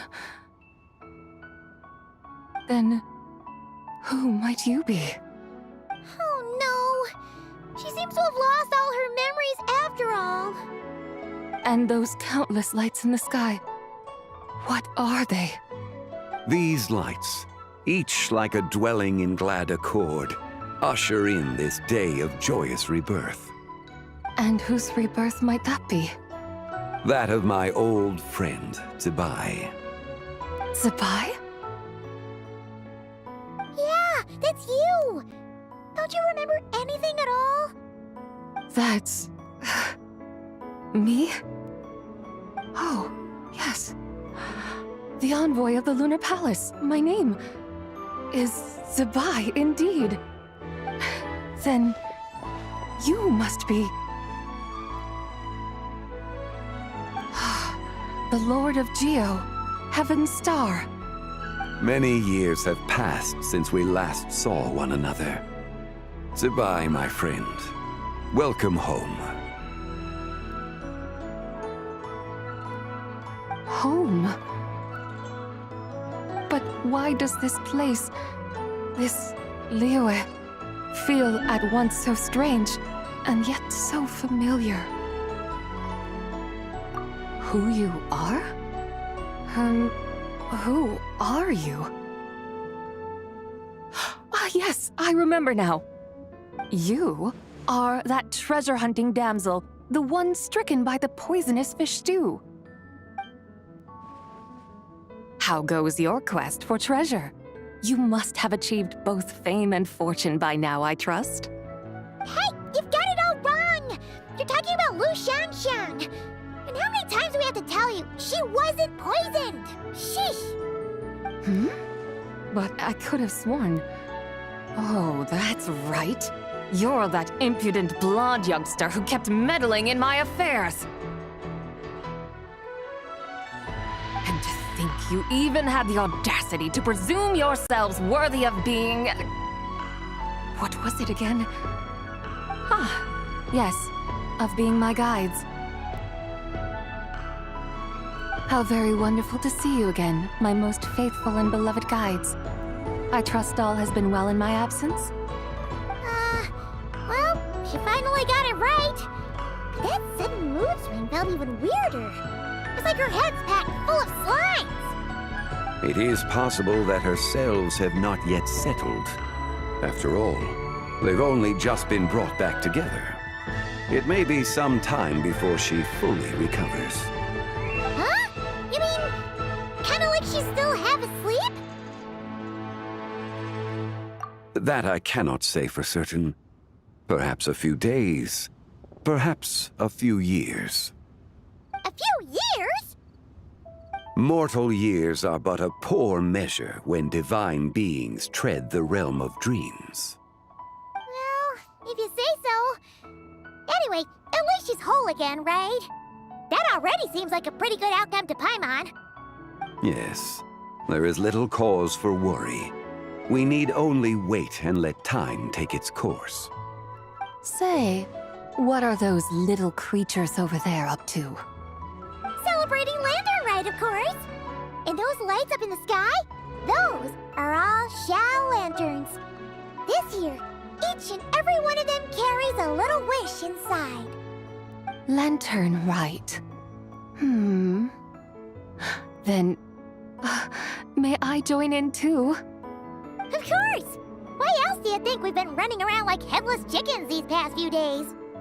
Tell you what, Traveler, why don't we take the White Horse Adeptus out to celebrate? Who knows?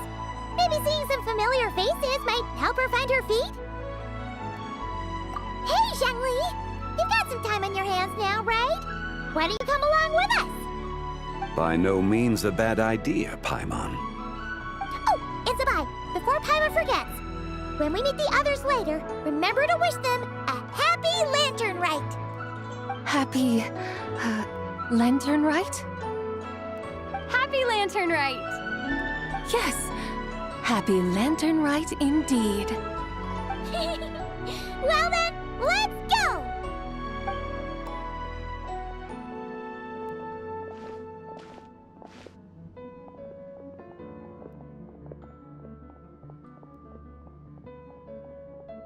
Lantern Rite. A night of joy, reunion, and moonlit blessings for all.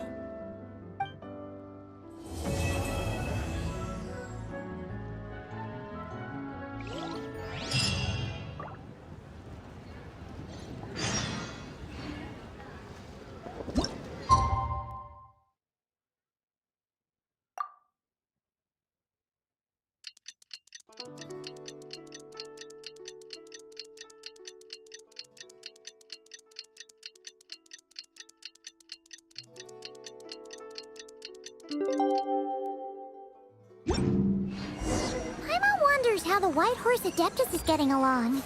Maybe we should check in on her? We can ask Zhangli where she is.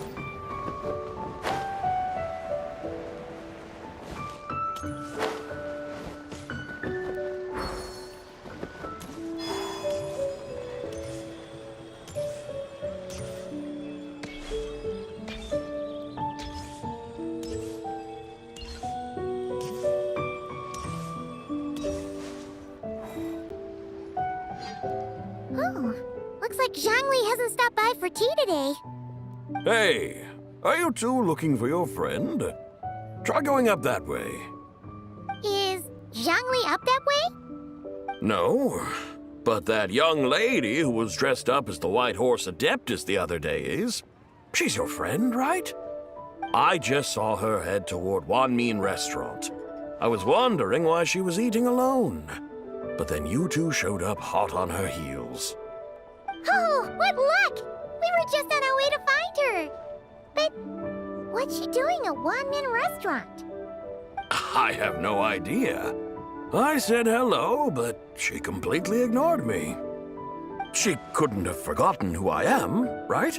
I mean, we're kindred spirits, aren't we? Maybe she's still half asleep, but her brain might be a little fuzzy. Oh, that makes sense. I was wondering why her eyes were so red. Her eyes were red? Oh, that doesn't sound good. You young people, staying up all night because you think you're invincible? Look at your friend. Missing out on sleep so she can pretend to be the White Horse Adeptus. That's where that leaves you, you know. A word to your friend from someone who's older and wiser. She really needs some rest. Paimon wouldn't be so certain about the older and wiser part. Yeah, what was that? Hurry along, then. Oh, and don't forget to come back and check out my Rex Lapis cosplay when you're done.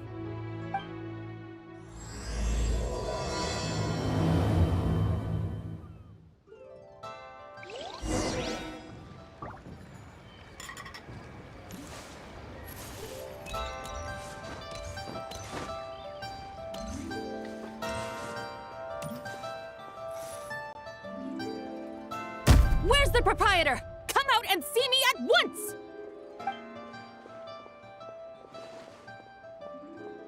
Xiangling and Chef Mao aren't here right now. What can I help you with? And who might you be? My name is Shenhe. I work here at Wanmin Restaurant. Shenhe. Shenhe. Are you that crane adeptus who loves planting mint? It's been a few days. Have you improved your gardening skills? Did you manage to cover the slopes with mint? Mint? I don't know anything about mint. But I am familiar with Qingshen and glaze lilies. Ha! Already casting mint from your mind. How can a practitioner of self-cultivation be so fickle, chasing after every new plant that catches their eye? I'm not sure I get what you mean. Are you delirious from hunger? Would you like something to eat? Shenhe! White Horse Zabai! So this is where everyone is! Traveler, Paimon. It's been a long time. Happy Lantern Rite. Is this customer a friend of yours? Don't mind her, Shenhe. She's just a little cranky because, she didn't sleep well last night and she's only just woken up. Look how red her eyes are. I see. In that case, Miss Zabai, I have a tonic here infused with Qingshen. It's cool and soothing when applied to the eyes. Would you like to try a few drops? Stop right there! Who are you two noisy children? Hey! Have you forgotten about us already? Guides. Yes, I seem to recall something about some guides. Ah, yes, now I remember. What luck! I was just looking for someone to show me the way to Elong Wharf. Huh. Is she starting to come around? Someone requested my help in purchasing some tea leaves. I was informed they have discounted prices during the festival and that I shall get a good deal there. Tea leaves? This sounds like Zhang Li's doing. He sure knows how to get people running errands for him. Your friend Rex Zhongli initially requested the most expensive tea, but then a young lady in a hexagram hat mentioned he'd burned through the Wangsheng funeral parlor's yearly expenses at an exhibition a few days ago. As such, he is only permitted to buy items that are discounted this month. Oh, that's his boss, Hu Tao. It's about time she realized the problem and put a stop to his spending sprees. Oh, I see. So that's why you're here. Unfortunately, Wanmin Restaurant doesn't sell tea leaves. If you're truly in need, I could gather some wild tea from the mountain slopes. You don't sell tea leaves? But I remember your boss, Miss Lu, saying that she owns tea fields. You really should get some rest. The person you're talking about isn't the boss of Wanmin Restaurant. She's just like you. She came here to eat. Is that so? Life really is full of surprises. What surprises? Your brain really is as gooey as a pack of slimes. I can't believe Zhongli entrusted you with going all the way to Yilong Wharf and buying tea. That would be excellent, my dutiful guides. Ah, yes, Miss Crane. I apologize profusely for my improper behavior just now. Please forgive me. I completely understand. Master often says that the human body is like a mechanism in need of regular maintenance. When a person cannot rest at night, they are sure to become irritable and on edge. Miss Crane, you appear reasoned and compassionate on the surface, yet I sense dark forces churning within your spiritual core. Those red ropes you wear are what bind them, am I correct? Oh, you can sense that? Indeed. I also sense that with your strength, you might try undoing one or two of those bonds when training. Untie Shenhe's ropes?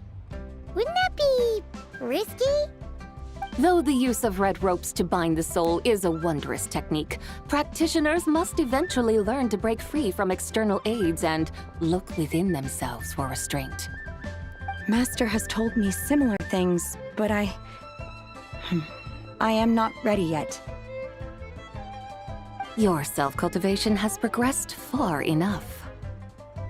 Then I will seek further guidance from my master. If you still have doubts, you can find me at the Baiju Guest House. I'll be taking up residence there for a while. For now, my dutiful guides, let us be off.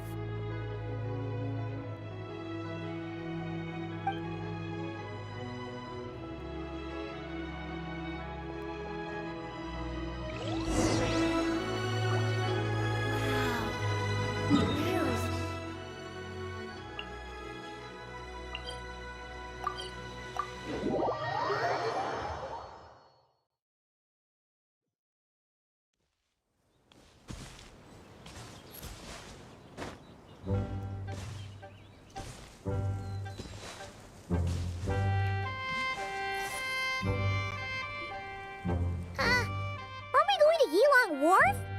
How do we end up on this mountain?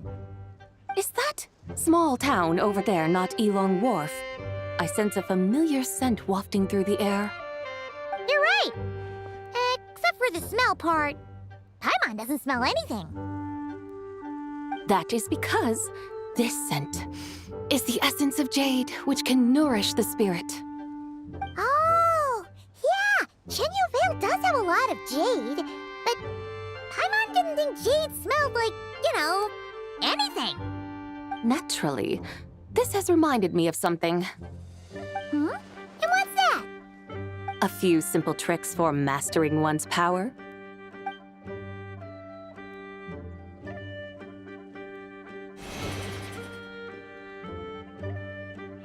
What is that thing?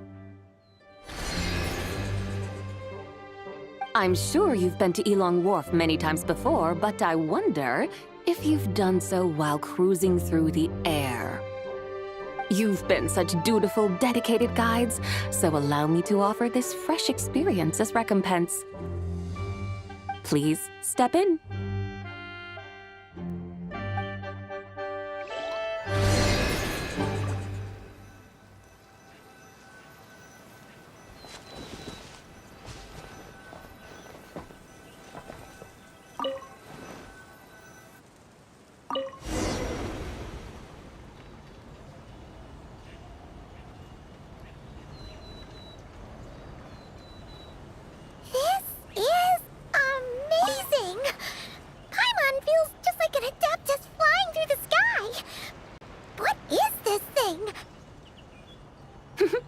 I created it from my memories of the chariot of the Lunar Palace.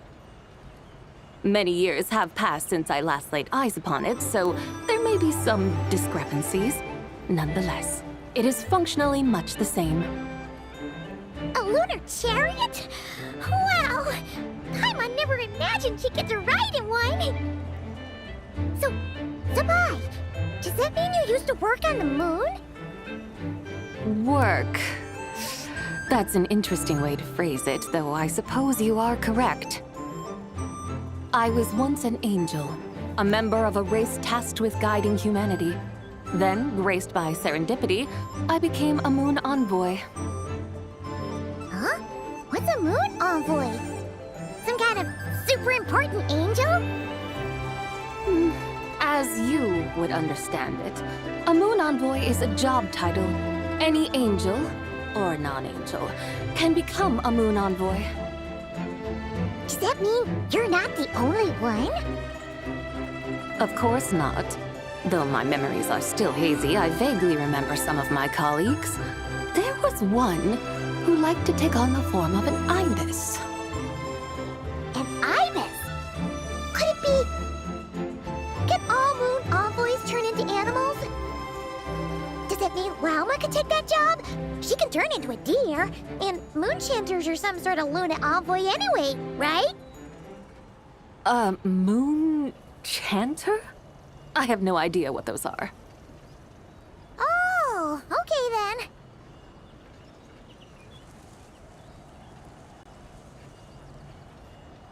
Look! Paimon thinks she saw a T-Thunder over there! Very well. Let's take a look.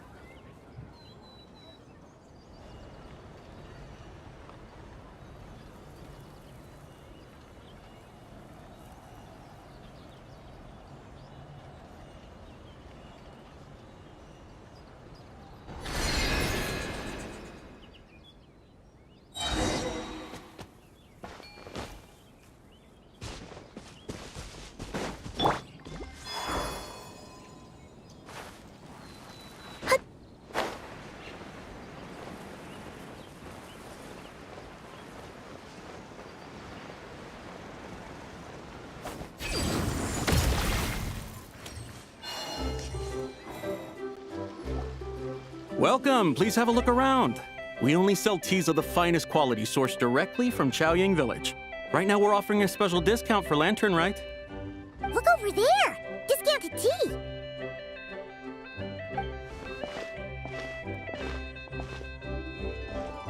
Dear customers, are you looking to purchase some tea leaves?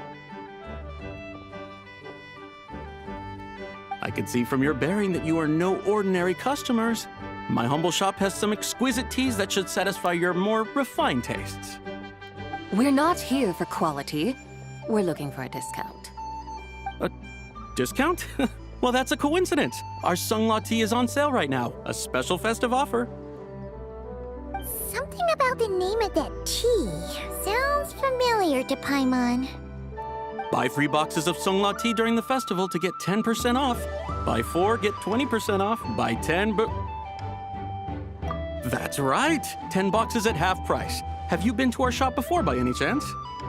Oh, Paimon's definitely heard this spiel before. 3, 4, 10, 10, 20, 50. Sabai, what are you muttering about? When purchasing 3, 4, or 10 boxes, the corresponding discounts are 10, 20, and 50%. The intervals between the two sets of numbers are 1 and 6, and 10 and 30. Look! Her eyes turned blue! That's gotta be a first! If the differences between intervals remain equal, the interval after 6 should be 6 plus the difference between 6 and 1, which is 11. Similarly, after 30, the next interval should be 50. Therefore, extrapolating upward, the next two numbers in each set should be 21 and 100. You're making Paimon's head spin! Those numbers, what do they mean? They mean that if we buy 21 boxes of Sunglaw tea, we should get a 100% discount! 100% discount? You mean we'll get them for free? Oh, there was a pattern to the discounts. Is Is that right? The pattern we speak of is mathematics, little one. A pattern that is always right. That's amazing! You're a shopping genius, Zabai. Oh, wait. Something feels off here. I had no idea our shop's discounts were tied to the laws of nature. I've learned so much from you, dear customer. No need to thank me. Now, please give us our 21 boxes of free tea. Wait! What's the matter? Paimon just realized what it is that's not right. It took you long enough. We got the short end of the stick! Think about it. If we don't have to pay when buying 21 boxes, then if we buy even more, the vendor should be paying us money instead, right? Huh? Hey, Zabai, work this one out. If we buy 100 boxes, we'd make loads of money, wouldn't we? It stands to reason. Wait a moment, dear customers. Don't you think you're haggling a little too hard? You are the one dictating the discounts. We're simply extrapolating the numerical patterns within. As such, we are hardly haggling. You have a point. However, that's right. I'm so sorry. I just remembered. My supplier didn't come today, so we don't have any tea after all. Such a shame. Terribly sorry about this. Awful luck. Where can we find your supplier? Well... Not to fret. We'll save you the effort and go straight to the source ourselves. Well, you see, dear client, the supplier's discount isn't as generous as ours. You won't be able to get the same price from them. Huh? Does that mean they won't pay us for taking their tea? They might not even offer you a 100% discount. How very unfortunate. Nevertheless, as the original supplier, they must offer some sort of discount. Besides, we're not looking to make money. We just want a good deal. Well, that's great. My suppliers are all tea farmers from Chaoying Village. You can go ask around the village, but please don't say I sent you. Do not worry, we appreciate your generosity. Referring customers to your business partners, even choosing to remain anonymous, the demeanor of a true gentleman indeed. Your business will surely prosper. I hope you're right. Then let us head to Chaoying Village. Do you know the way, my guides? Of course! Just follow us!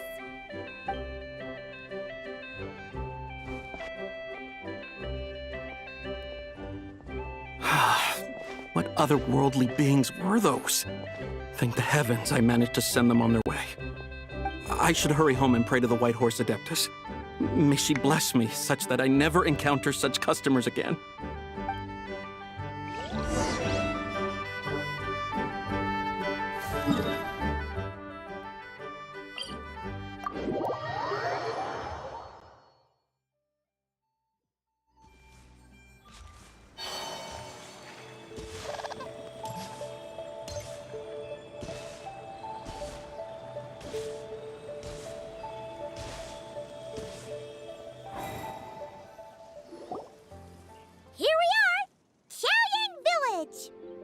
The mountains and waters are pristine. They embody the beauty of heaven and earth. It's a good-looking place, all right. But it's hard to enjoy the scenery when Paimon can't stop thinking about all that tea-buying Mora we're missing out on. Should fate dictate, Mora will find its way to you sooner or later. Well, Morak certainly finds us often enough. He even sought us out in person this Lantern Rite. For now, let's look around and see if any tea farmers are selling their crop. We'll be able to see more clearly from up high. Let's take to the sky and enjoy the beautiful scenery while we're at it.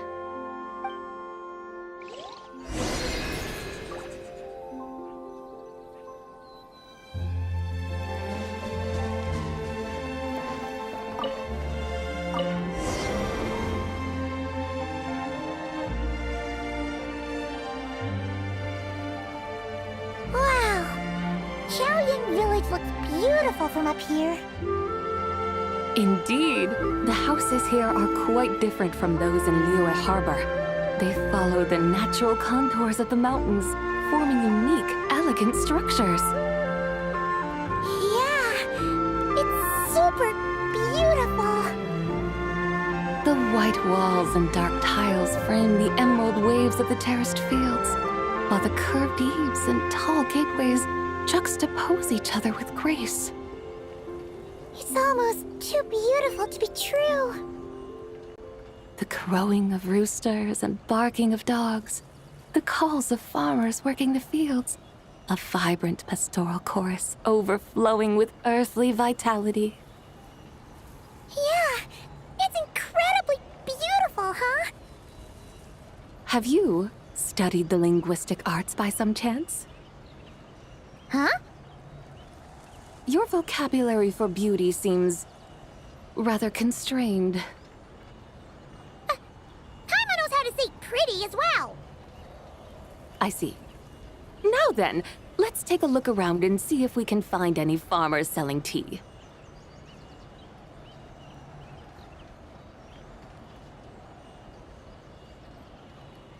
Look!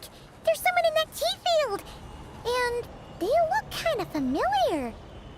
Wait, is that Lu Shanxiang? And who is that? Oh, you'll remember her once you see her up close.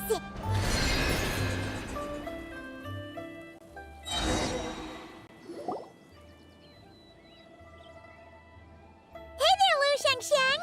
It really is you! Huh?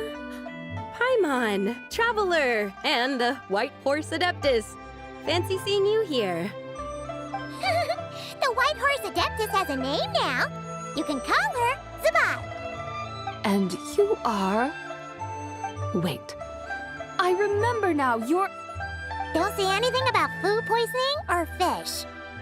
You're the young lady who wanted to rise above the rest, are you not? Yes, that's me, but I'm in a bit of a state right now. At best, I can say I've fallen below them. Fallen below them? What happened? Like I said the last time we met, I'm being punished according to family rules. My father, mother, grandfather, grandmother, other grandfather, other grandmother. Oh, that's a lot of family members. Yeah, and on the night of Lantern Rite, they held a family meeting to discuss my situation. So, they do care about you. There's no doubt they care. But they think that since I caused all that trouble in Liyue Harbor, it shows I can't be trusted on my own. They decided to ground me. Ground you? Yeah, though they're not confining me to my room. Instead, I have to personally nurture a tea seedling until it grows big enough to be sold at market. Aw, a tiny little tea baby. Do they want you to experience what it's like to be a parent? It's supposed to cultivate my character and temperament. They say this will help me calm down and reflect on my issues. What happened in Liyue Harbor really wasn't your fault. Oh well, at least this punishment doesn't sound too harsh. So, how long will it take for the little tea baby to grow? Actually, I don't know. I've never grown a tea tree before. It usually takes 2 or 3 years. 2 or 3 years? Yes, the tea in this garden requires 2 or 3 years to mature. That long? Zabai, you're not making this up, are you? How do you know so much about growing tea? When the plants thrive and grow, that is the meaning of my name. I can tell at a glance when their season of ripening will come. Do I really have to waste 2 or 3 years here? Why is this happening to me? I'd only just found my direction in life. Yes, during the night of Lantern Rite, I heard many people reciting poems from long gone in praise of the moon. In that moment, I suddenly felt a great sense of pride. I mean, I helped excavate cultural artifacts from long gone. So I contributed to the revival of these poems too, right? So I decided to stay with the archaeological team. I want to unearth even more history. I see. And are you sure that's what you want to do? If you don't achieve anything significant in the years to come, will you still enjoy it? Yes, because archaeology gives me that boom shakalaka feeling. Wait, did Xiangling teach you that? That's right. I was asking her for advice. She said that if something gives you that boom shakalaka feeling, then it has to be worth pursuing. I immediately thought about how, when I'm excavating in the ruins, I always feel like there's a ghost standing beside me, and not in a spooky way.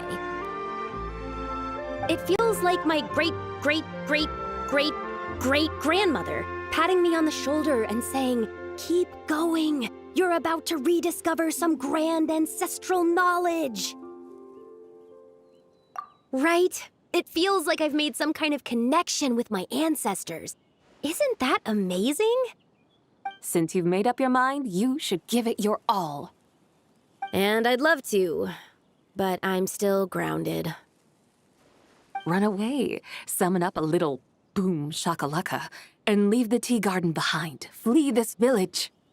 That might be going a bit far. You don't want to lead others astray, Zabai. Yeah! Tell them about your great-great-great-great-great-grandmother. She must be the most super-duper ancestor to have ever risen above the rest, right? I'd be better off telling them about the White Horse Adeptus. After all, she's the supreme riser above the rest who saved my great-great-great-great-great-grandmother. Then it's settled. Tell your family that your decision has my blessing. Thank you, Tsubai, but I don't think cosplay is going to work on them. They won't listen. They don't need to listen. You need only follow the rules they've set out for you. What do you mean?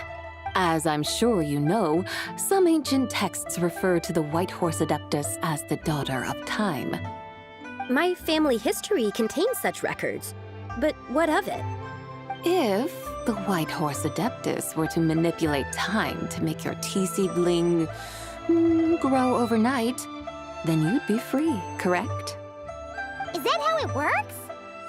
If the White Horse Adeptus were to really get involved, my grandfather would let me leave right away. But who really believes that she'd show up and help?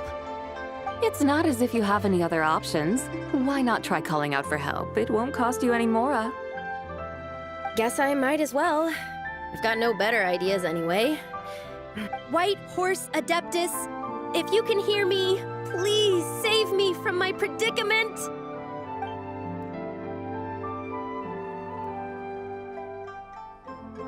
Ugh. Nothing happened, as expected. Perhaps the White Horse Adeptus has already heard your prayer. Why not come back here tomorrow and take a look?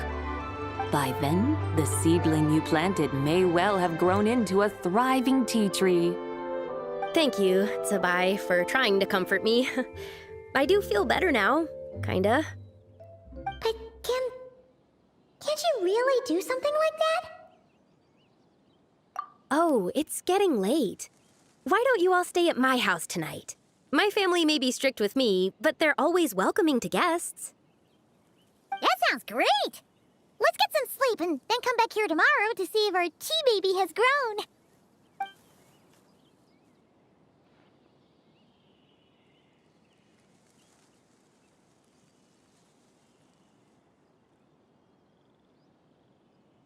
Oh, the tea tree!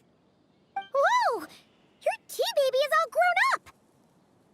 Indeed, it has grown into a mature tea tree that can stand tall in the face of wind and rain. How is this possible? It must be the work of the White Horse Adeptus. Her prayer must have moved her. Are you sure? Perhaps she heard your prayer and chose to answer the call. She once saved my great-great-great-great-grandmother. This time, she saved me. That's incredible! Your family must be blessed by the White Horse Adeptus. I guess so. I need to tell everyone the news right away. They'd better. Since this is the will of the White Horse Adeptus, I don't see how they could object. Go. And if you run into any more trouble, call out to the White Horse Adeptus just like yesterday. Thank you so much. Paimon really thought you were going to use Adeptal energy to make the tea baby grow, Zabai. When an Adeptus exerts effort, consuming their energy, is that not using Adeptal energy?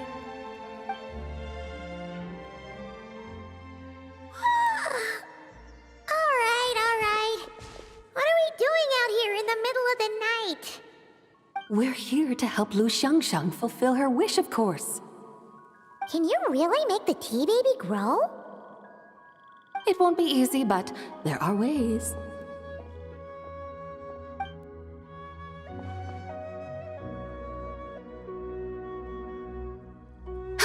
There, it's grown.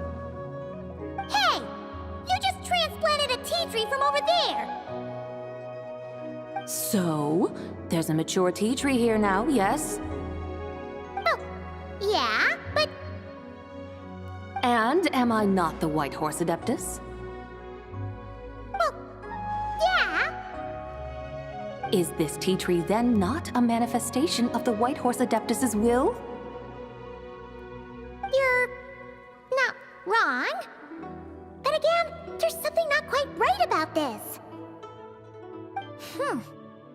Maybe this will become another mystical Adepti tale recorded in their family history. That would be marvelous. Paimon thinks so too. Hey, Traveler! Zabai seems to be doing much better now, don't you think? Oh! Paimon bets that's why Zhongli chose to send her on this errand. That's a great idea! We've already shown her Liyue Harbor, Yulong Wharf, and Xiaoying Village. How about we head to Qingce Village next? Qingce. That name sounds familiar. The scenery there is really beautiful. Pretty, too. It's the perfect sightseeing spot. How about we show you around? I must say, I have been mightily impressed by the mountains and waters of Liyue. Please lead the way, my dutiful guides. All right, let's go!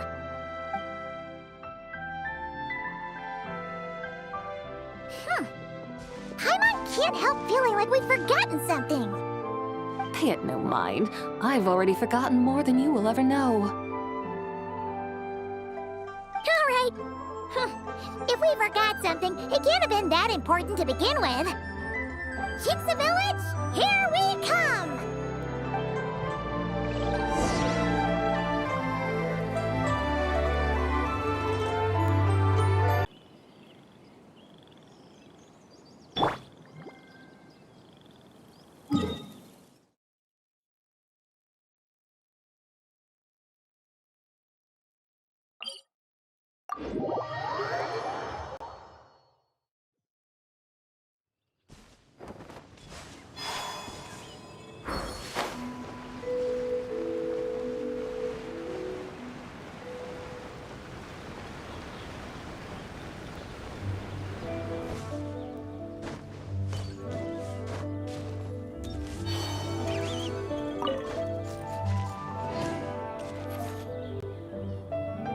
We should plant cucumbers.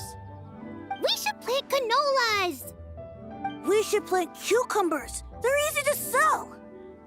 We should plant canolas. The flowers are pretty. What are you arguing about, little ones? We're deciding what to plant in our field once Lantern Rite is over. Yeah. Dad gave us a small plot of land to grow our own crops. He said we can keep all the more we get from selling them. We should plant cucumbers, right? Dad plants cucumbers every year. We should plant canolas. We can press the seeds for oil. It smells good and sells for a good price. Ah, an agricultural debate. This should be easy to sort out. Granny, are you a farmer? Could you tell us what to do? Granny? What did you just call me, you rapscallion? Oh no, her eyes are gonna turn red again. It's just, my granny smells really nice, and you smell nice too, so... Sorry! How about we call you Auntie instead? Auntie? Oh, alright. Big Sis Zubai, can you help us decide whether we should grow cucumbers or canolas in our field? You little rascals! Using priceless land like this just for cucumbers and canolas? What a waste of heaven's gifts! Huh? What should we plant instead? With the coming of spring, when all things awaken, the field should be sown with the 5 grains. What are those? The 5 grains are life's staples, the heart of the people's table. I notice the people here mostly eat rice, so that is where you should begin. Based on the local climate and soil, seedlings planted in mid to late spring should produce mature grain within 2 or 3 months. When autumn comes, you can plant a second crop, with time still to harvest it before the first frost. The rice you harvest can be sold at market or kept in your stores. It's a far better choice than cucumbers or canolas. Oh, but Big Sister Zubai, I like canolas. That's no issue. It is unsuitable for continuous cropping in any case. You can rotate it with rice to maximize your yields. After the second rice harvest, around wintertime will be the perfect opportunity to sow their seeds. And when they mature in mid to late spring, you shall be just in time to sow the first rice crop of the year in turn. This way, your field will sustain balance, rice and canola in a harmonious cycle. Wow, that means we'll have crops to harvest all year round. Wait a minute! If rice and canola take up the whole year, what about my cucumbers? A firefly dares rival the brilliance of the moon? In what twisted universe should cucumbers vie for land with rice? Big Sis Zubai, you're going to hurt Lil Bee's feelings. Auntie hates cucumbers.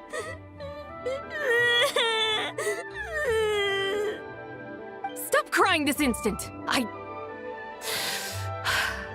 I meant that cucumbers are simple enough to grow. There's no need to devote a whole field to them. Just find an empty corner of your yard, scatter some cucumber seeds in the earth, and before you know it, you'll have a thriving patch of vines. Cucumbers delight in sunlight and moisture, but they suffer in cold weather. If you wish to plant them this early in the year, you should make sure they're protected from frost. Wow. Is it really that simple? Let's hurry home and get started right away! Are you really in that much of a rush? Well, thanks, Big Sis Zubai, who's fierce but really good at farming. We gotta go! Thanks, Big Sis Zubai! See you around! Paimon never imagined you'd know so much about farming. What's so strange about that? The people of Longon called me the god of soil and grain. Are the fields not made of soil? Is rice not one of the 5 grains? Huh, that's true. So, if the god of soil and grain is a farming god, that means the White Horse Adeptus must be a farming adeptus, right? Of course, the god of farming is down to earth. Mind your tongue, impertinent child. How dare you diminish the lofty bearing of an adeptus? Hey! You're the one who said the god of soil and grain is all about farming. Enough! It's time for us to take to the skies once more. Join me now. Witness the majesty of mountain, water, and field, and broaden your horizons.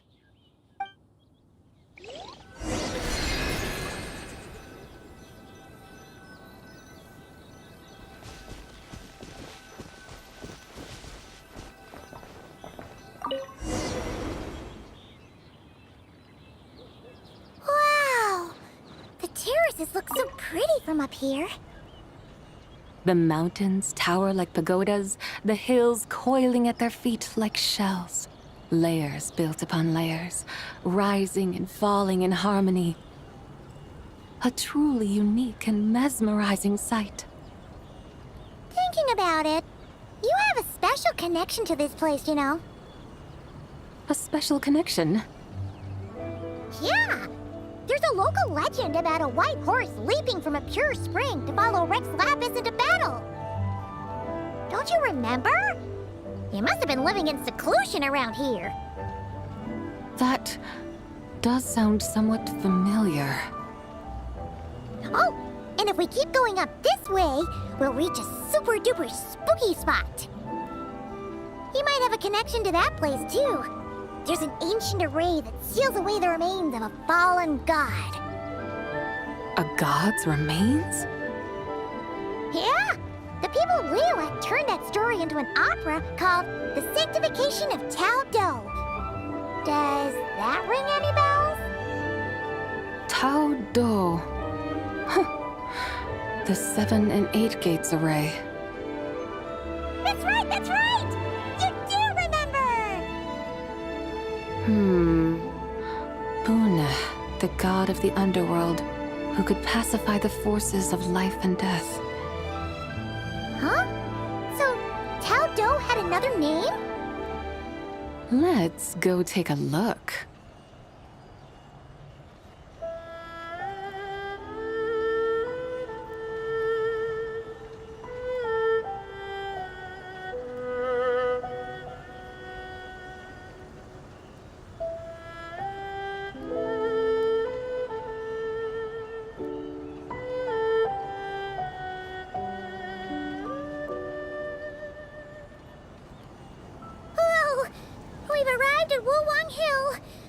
The atmosphere just turned spooky. I can't help but feel there's something strange about this friend you haven't seen in ages. Huh? Paimon thought she heard someone's voice. Let's head down and check it out.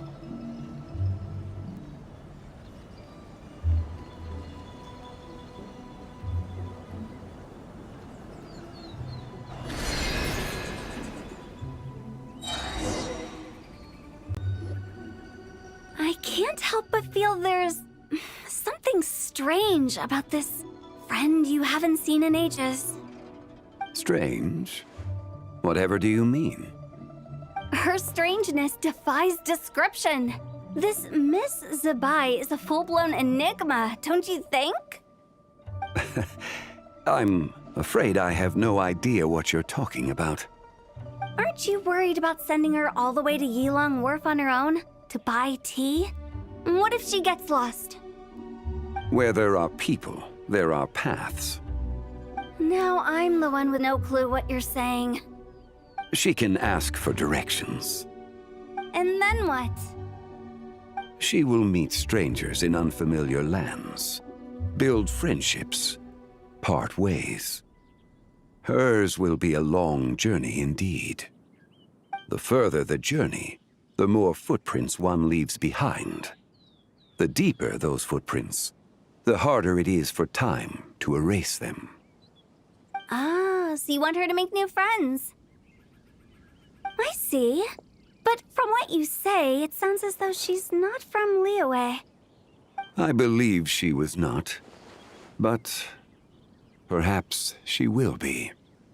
You're sounding stranger by the second. Huh. Oh, over there! Oh, look who's here! Hu Tao! Zhongli!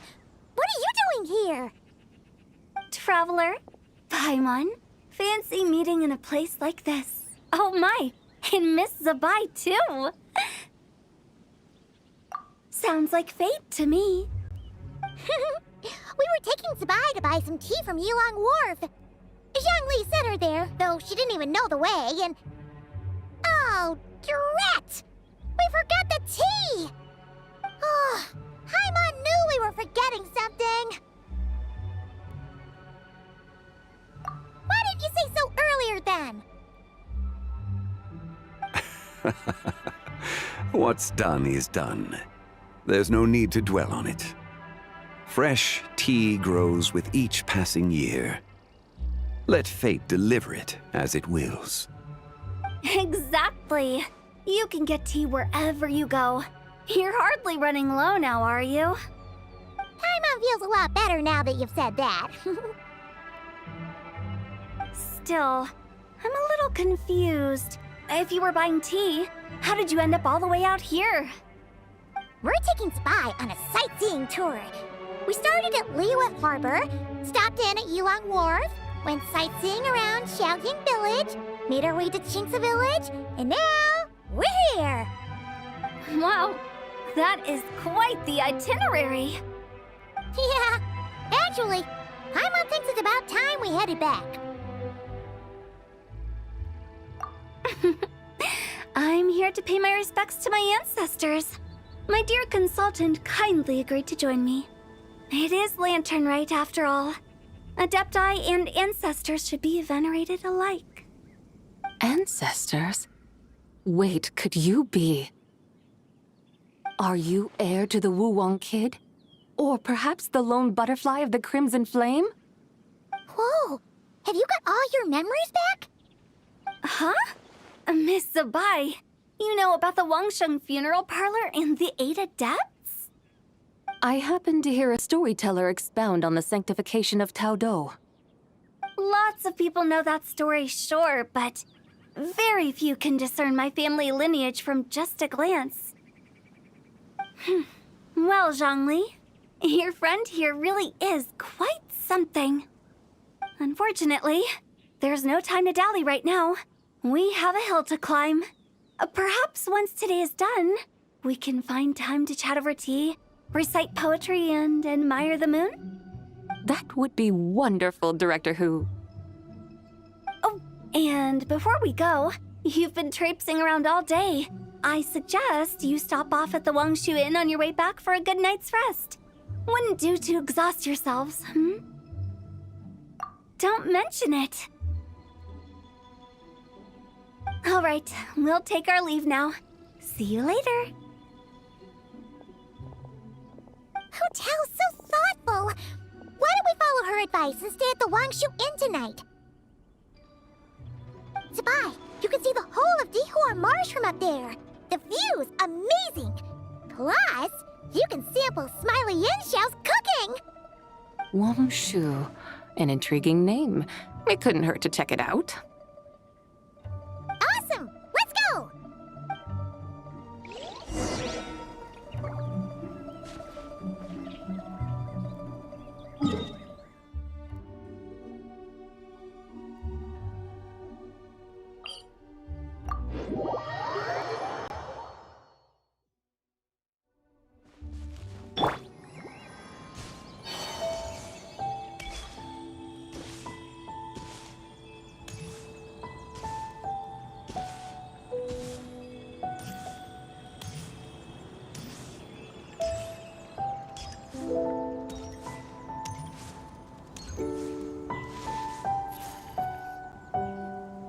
Is that towering structure Wangshu Inn? Sure is. We can take the lift up from over there. Always walking the path long trodden. Does retracing others' footsteps not tire you? Come on, get in. We'll fly to the top.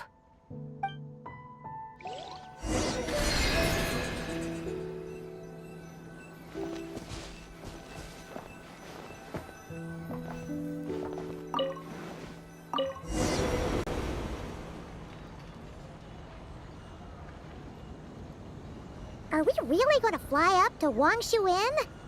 Isn't that a bit showy? All the guests are going to see us. Is that a bad thing? To be able to witness an Adeptus. This will surely add to the inn's appeal, not to mention the room prices. The owner will thank us. You seem to really like showing off your powers. This inn's architecture is incredible, and the surrounding countryside radiates a picturesque charm. No wonder the new proprietor of the Baiju guest house thinks he can't compete and has decided to change his own establishment's name. the new proprietor? Ah, you mean Lu Shengsheng's dad. So you know about that, too.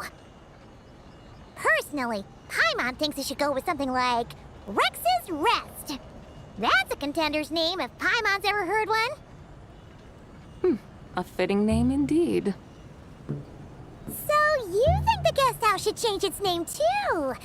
Paimon kinda thought you'd say something like, such sacrosanct traditions must never change. Time flows ever onward. Why should the rules of yesterday be carried forward into the world of tomorrow?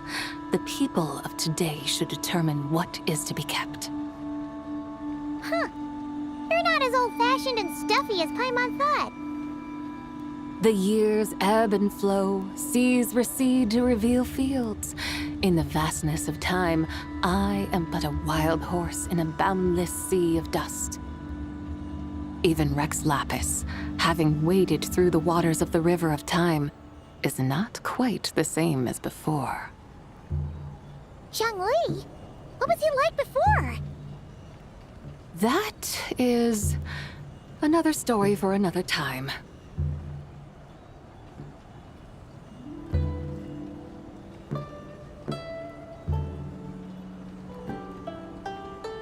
We have arrived.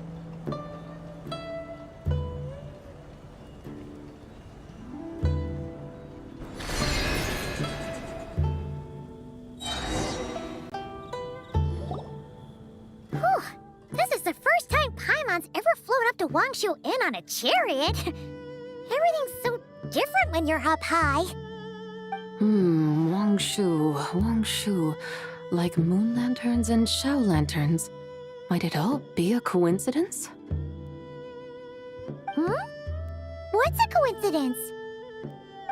Do you not know what Wangshu means?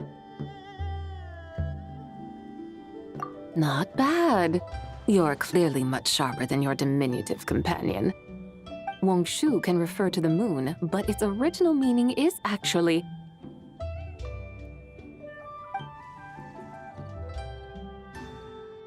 the goddess who rides the bright moon's chariot. And you must be the conqueror of demons. Xiao! Paimon was wondering if we'd disturbed you by flying down from the sky. Not at all.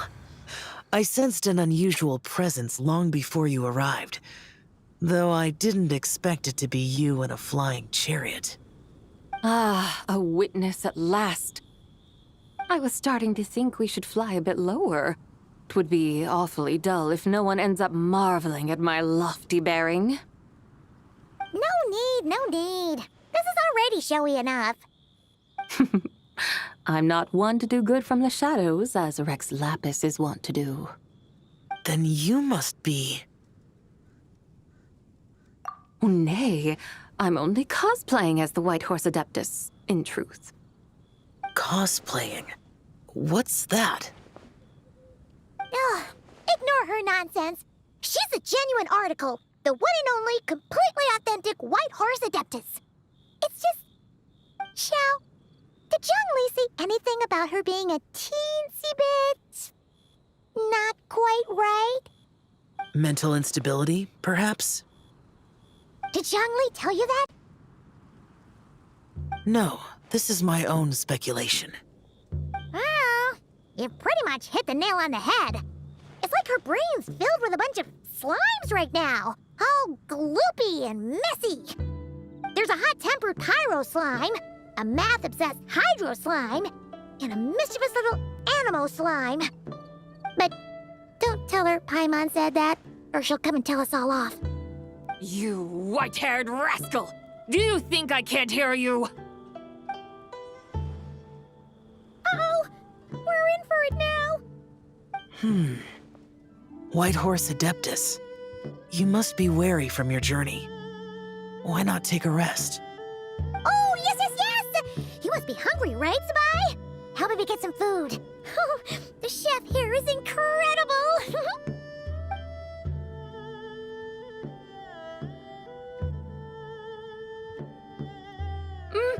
It's so hot! So spicy! Are you okay? Do you want Paimon to get you some water? Don't worry about me. I just need to pace myself.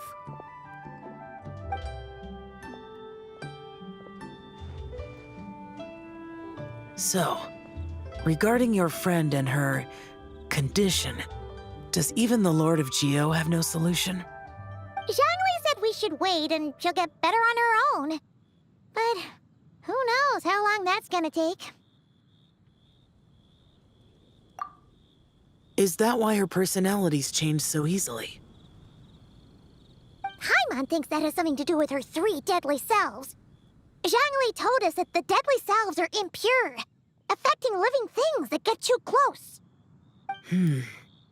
The White Horse Adeptus's remnant spirit was attached to the deadly selves for a long time. It makes sense that her temperament and memories would have been influenced by them. But Paimon still doesn't really understand what the 3 deadly selves actually are. Paimon, as you do not practice self-cultivation, I cannot help you fully understand. But you can think of them simply as emotions and desires. The act of severing the 3 deadly selves is a means of exercising wicked desires and cultivating one's true self. I believe other nations have similar practices. In Sumeru, it is known as shattering Atmagraha. Oh, so it's about emotions, desires, and attachments, that sort of thing. It includes those. I wonder, does she still remember what happened in the past? Some of it, but right now, it's like she was suddenly awakened. Like she's still half dreaming. The half that's still dreaming might remember things, but the half that's awake doesn't quite get it. Conqueror of demons, are you looking to learn about Rex Lapis's past from me? You are an old friend of his, so please, call me by my name. But Conqueror of Demons sounds so much more imposing. In days of yore, he was the Lord of Geo, Heaven's Star. Huh? You said the same thing the day you came back, but what does it mean? I'm afraid I can't remember. Hey, did you really forget? Or are you just pretending so you don't have to tell? Why not ask Rex Lapis himself? Whether I've forgotten might be up for debate, but I am certain he remembers.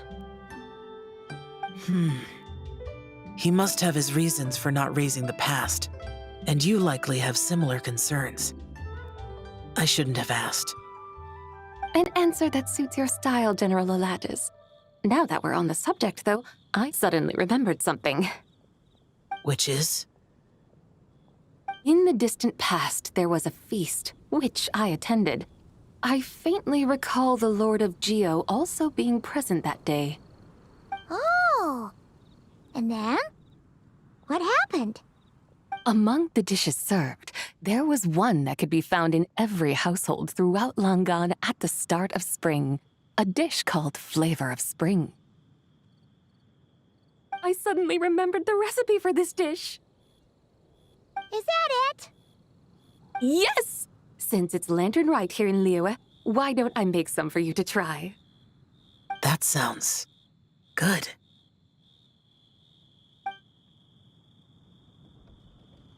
Wow! It might not have been the story Paimon was hoping for, but this looks delicious! The spring breeze stirs. Now is the perfect time to savor this dish. My dutiful guides have gone to great trouble to show me around Liyue, and even the Conqueror of Demons has graced us with his presence. I feel deeply honored. This Flavor of Spring is my way of expressing my gratitude. There's no need for such grand words. What's this? Hey! It's that broken jade token from the Antiques exhibition!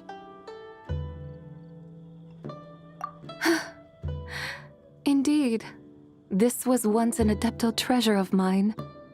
I'm amazed it ended up in your hands. Alas, it serves little purpose now in its fractured state. Please, keep it as a memento. Oh, a shame. Can't we fix it? This is the way of the world. Once jade is broken, it can never be made whole. Then, what about forging a new one? That is a good point. That it has ended up in your hands must be a message from fate. I could try to craft it into a little trinket for you. One that might prove useful on your journey. Ooh, what sort of trinket? It's just a passing thought, one that will require the right opportunity. I'll think about it more when the time comes. Now that we've had our fill, we should get some rest.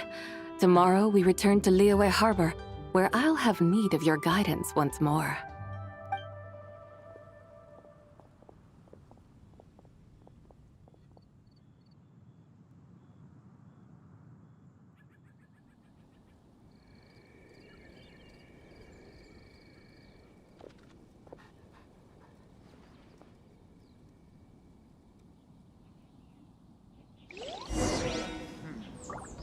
This could be howdy. Please go straight on in.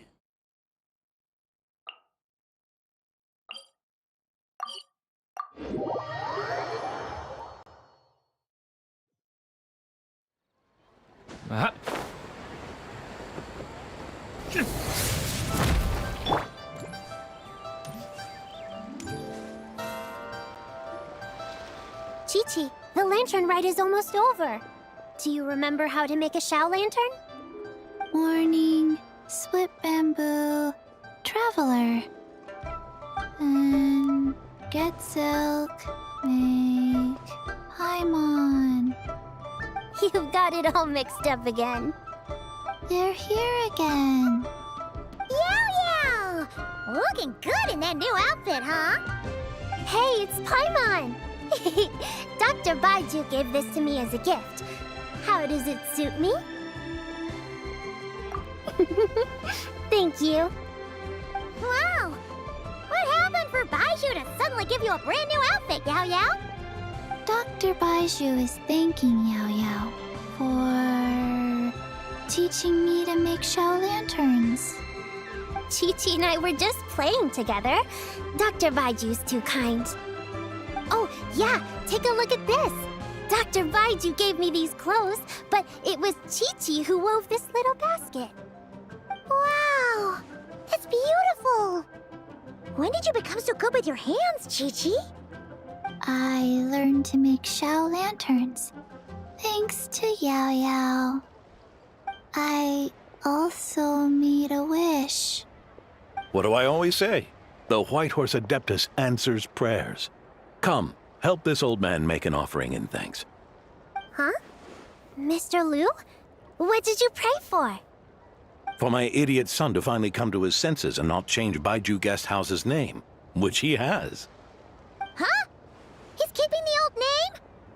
Listen to this. My granddaughter planted a tea seedling in our village just a few days ago. She made a prayer to the White Horse Adeptus to help it grow. Overnight, her seedling flourished into a mature tea tree. Oh, that sure does sound like a miracle. Could the White Horse Adeptus really have helped it grow? Of course she did. Oh, White Horse Adeptus, how blessed is our family over whom you keep watch. Truly, this is an extraordinary miracle. You must record it in your family history without delay. Of course. Huh? Is that you, Miss Zibai? Indeed. I have a long-term booking at your guest house. Yes, I recall. Mr. Zhongli said to charge your expenses to the Wangsheng funeral parlor, if I remember correctly. That Zhongli. Always making trouble for poor Hu Tao. I noticed when you were here last that you bear a striking resemblance to the pictures of the White Horse Adeptus in my family history. You both have golden eyes. Perhaps fate has had a hand in our meeting. And a glad meeting it is, Miss Zibai. Now, why don't I gift you some tea from my garden to celebrate this encounter? We grow Sunghua tea there, and it has quite the reputation throughout Yilong Wharf. I hope you will accept it. Oh! Sungla, buy 10 boxes, get half off teas. Back on the menu. Buy 10 boxes, get half off? Don't be silly. This is a gift. It's free. Woohoo! Nice! Thank you so much, Boss Lou. There's no need to thank me. You're a visitor from out of town, which makes you an honored guest. Make yourself at home. Lantern Rite may have ended, but the streets are still bustling with activity. Make sure to take everything in, meet some new friends, and enjoy your time here. And that goes for you kids as well. Happy Lantern Rite. Got it, Mr. Lou. Happy... Lantern Rite. Yeah! Happy Lantern Rite, everyone! Happy Lantern Rite indeed.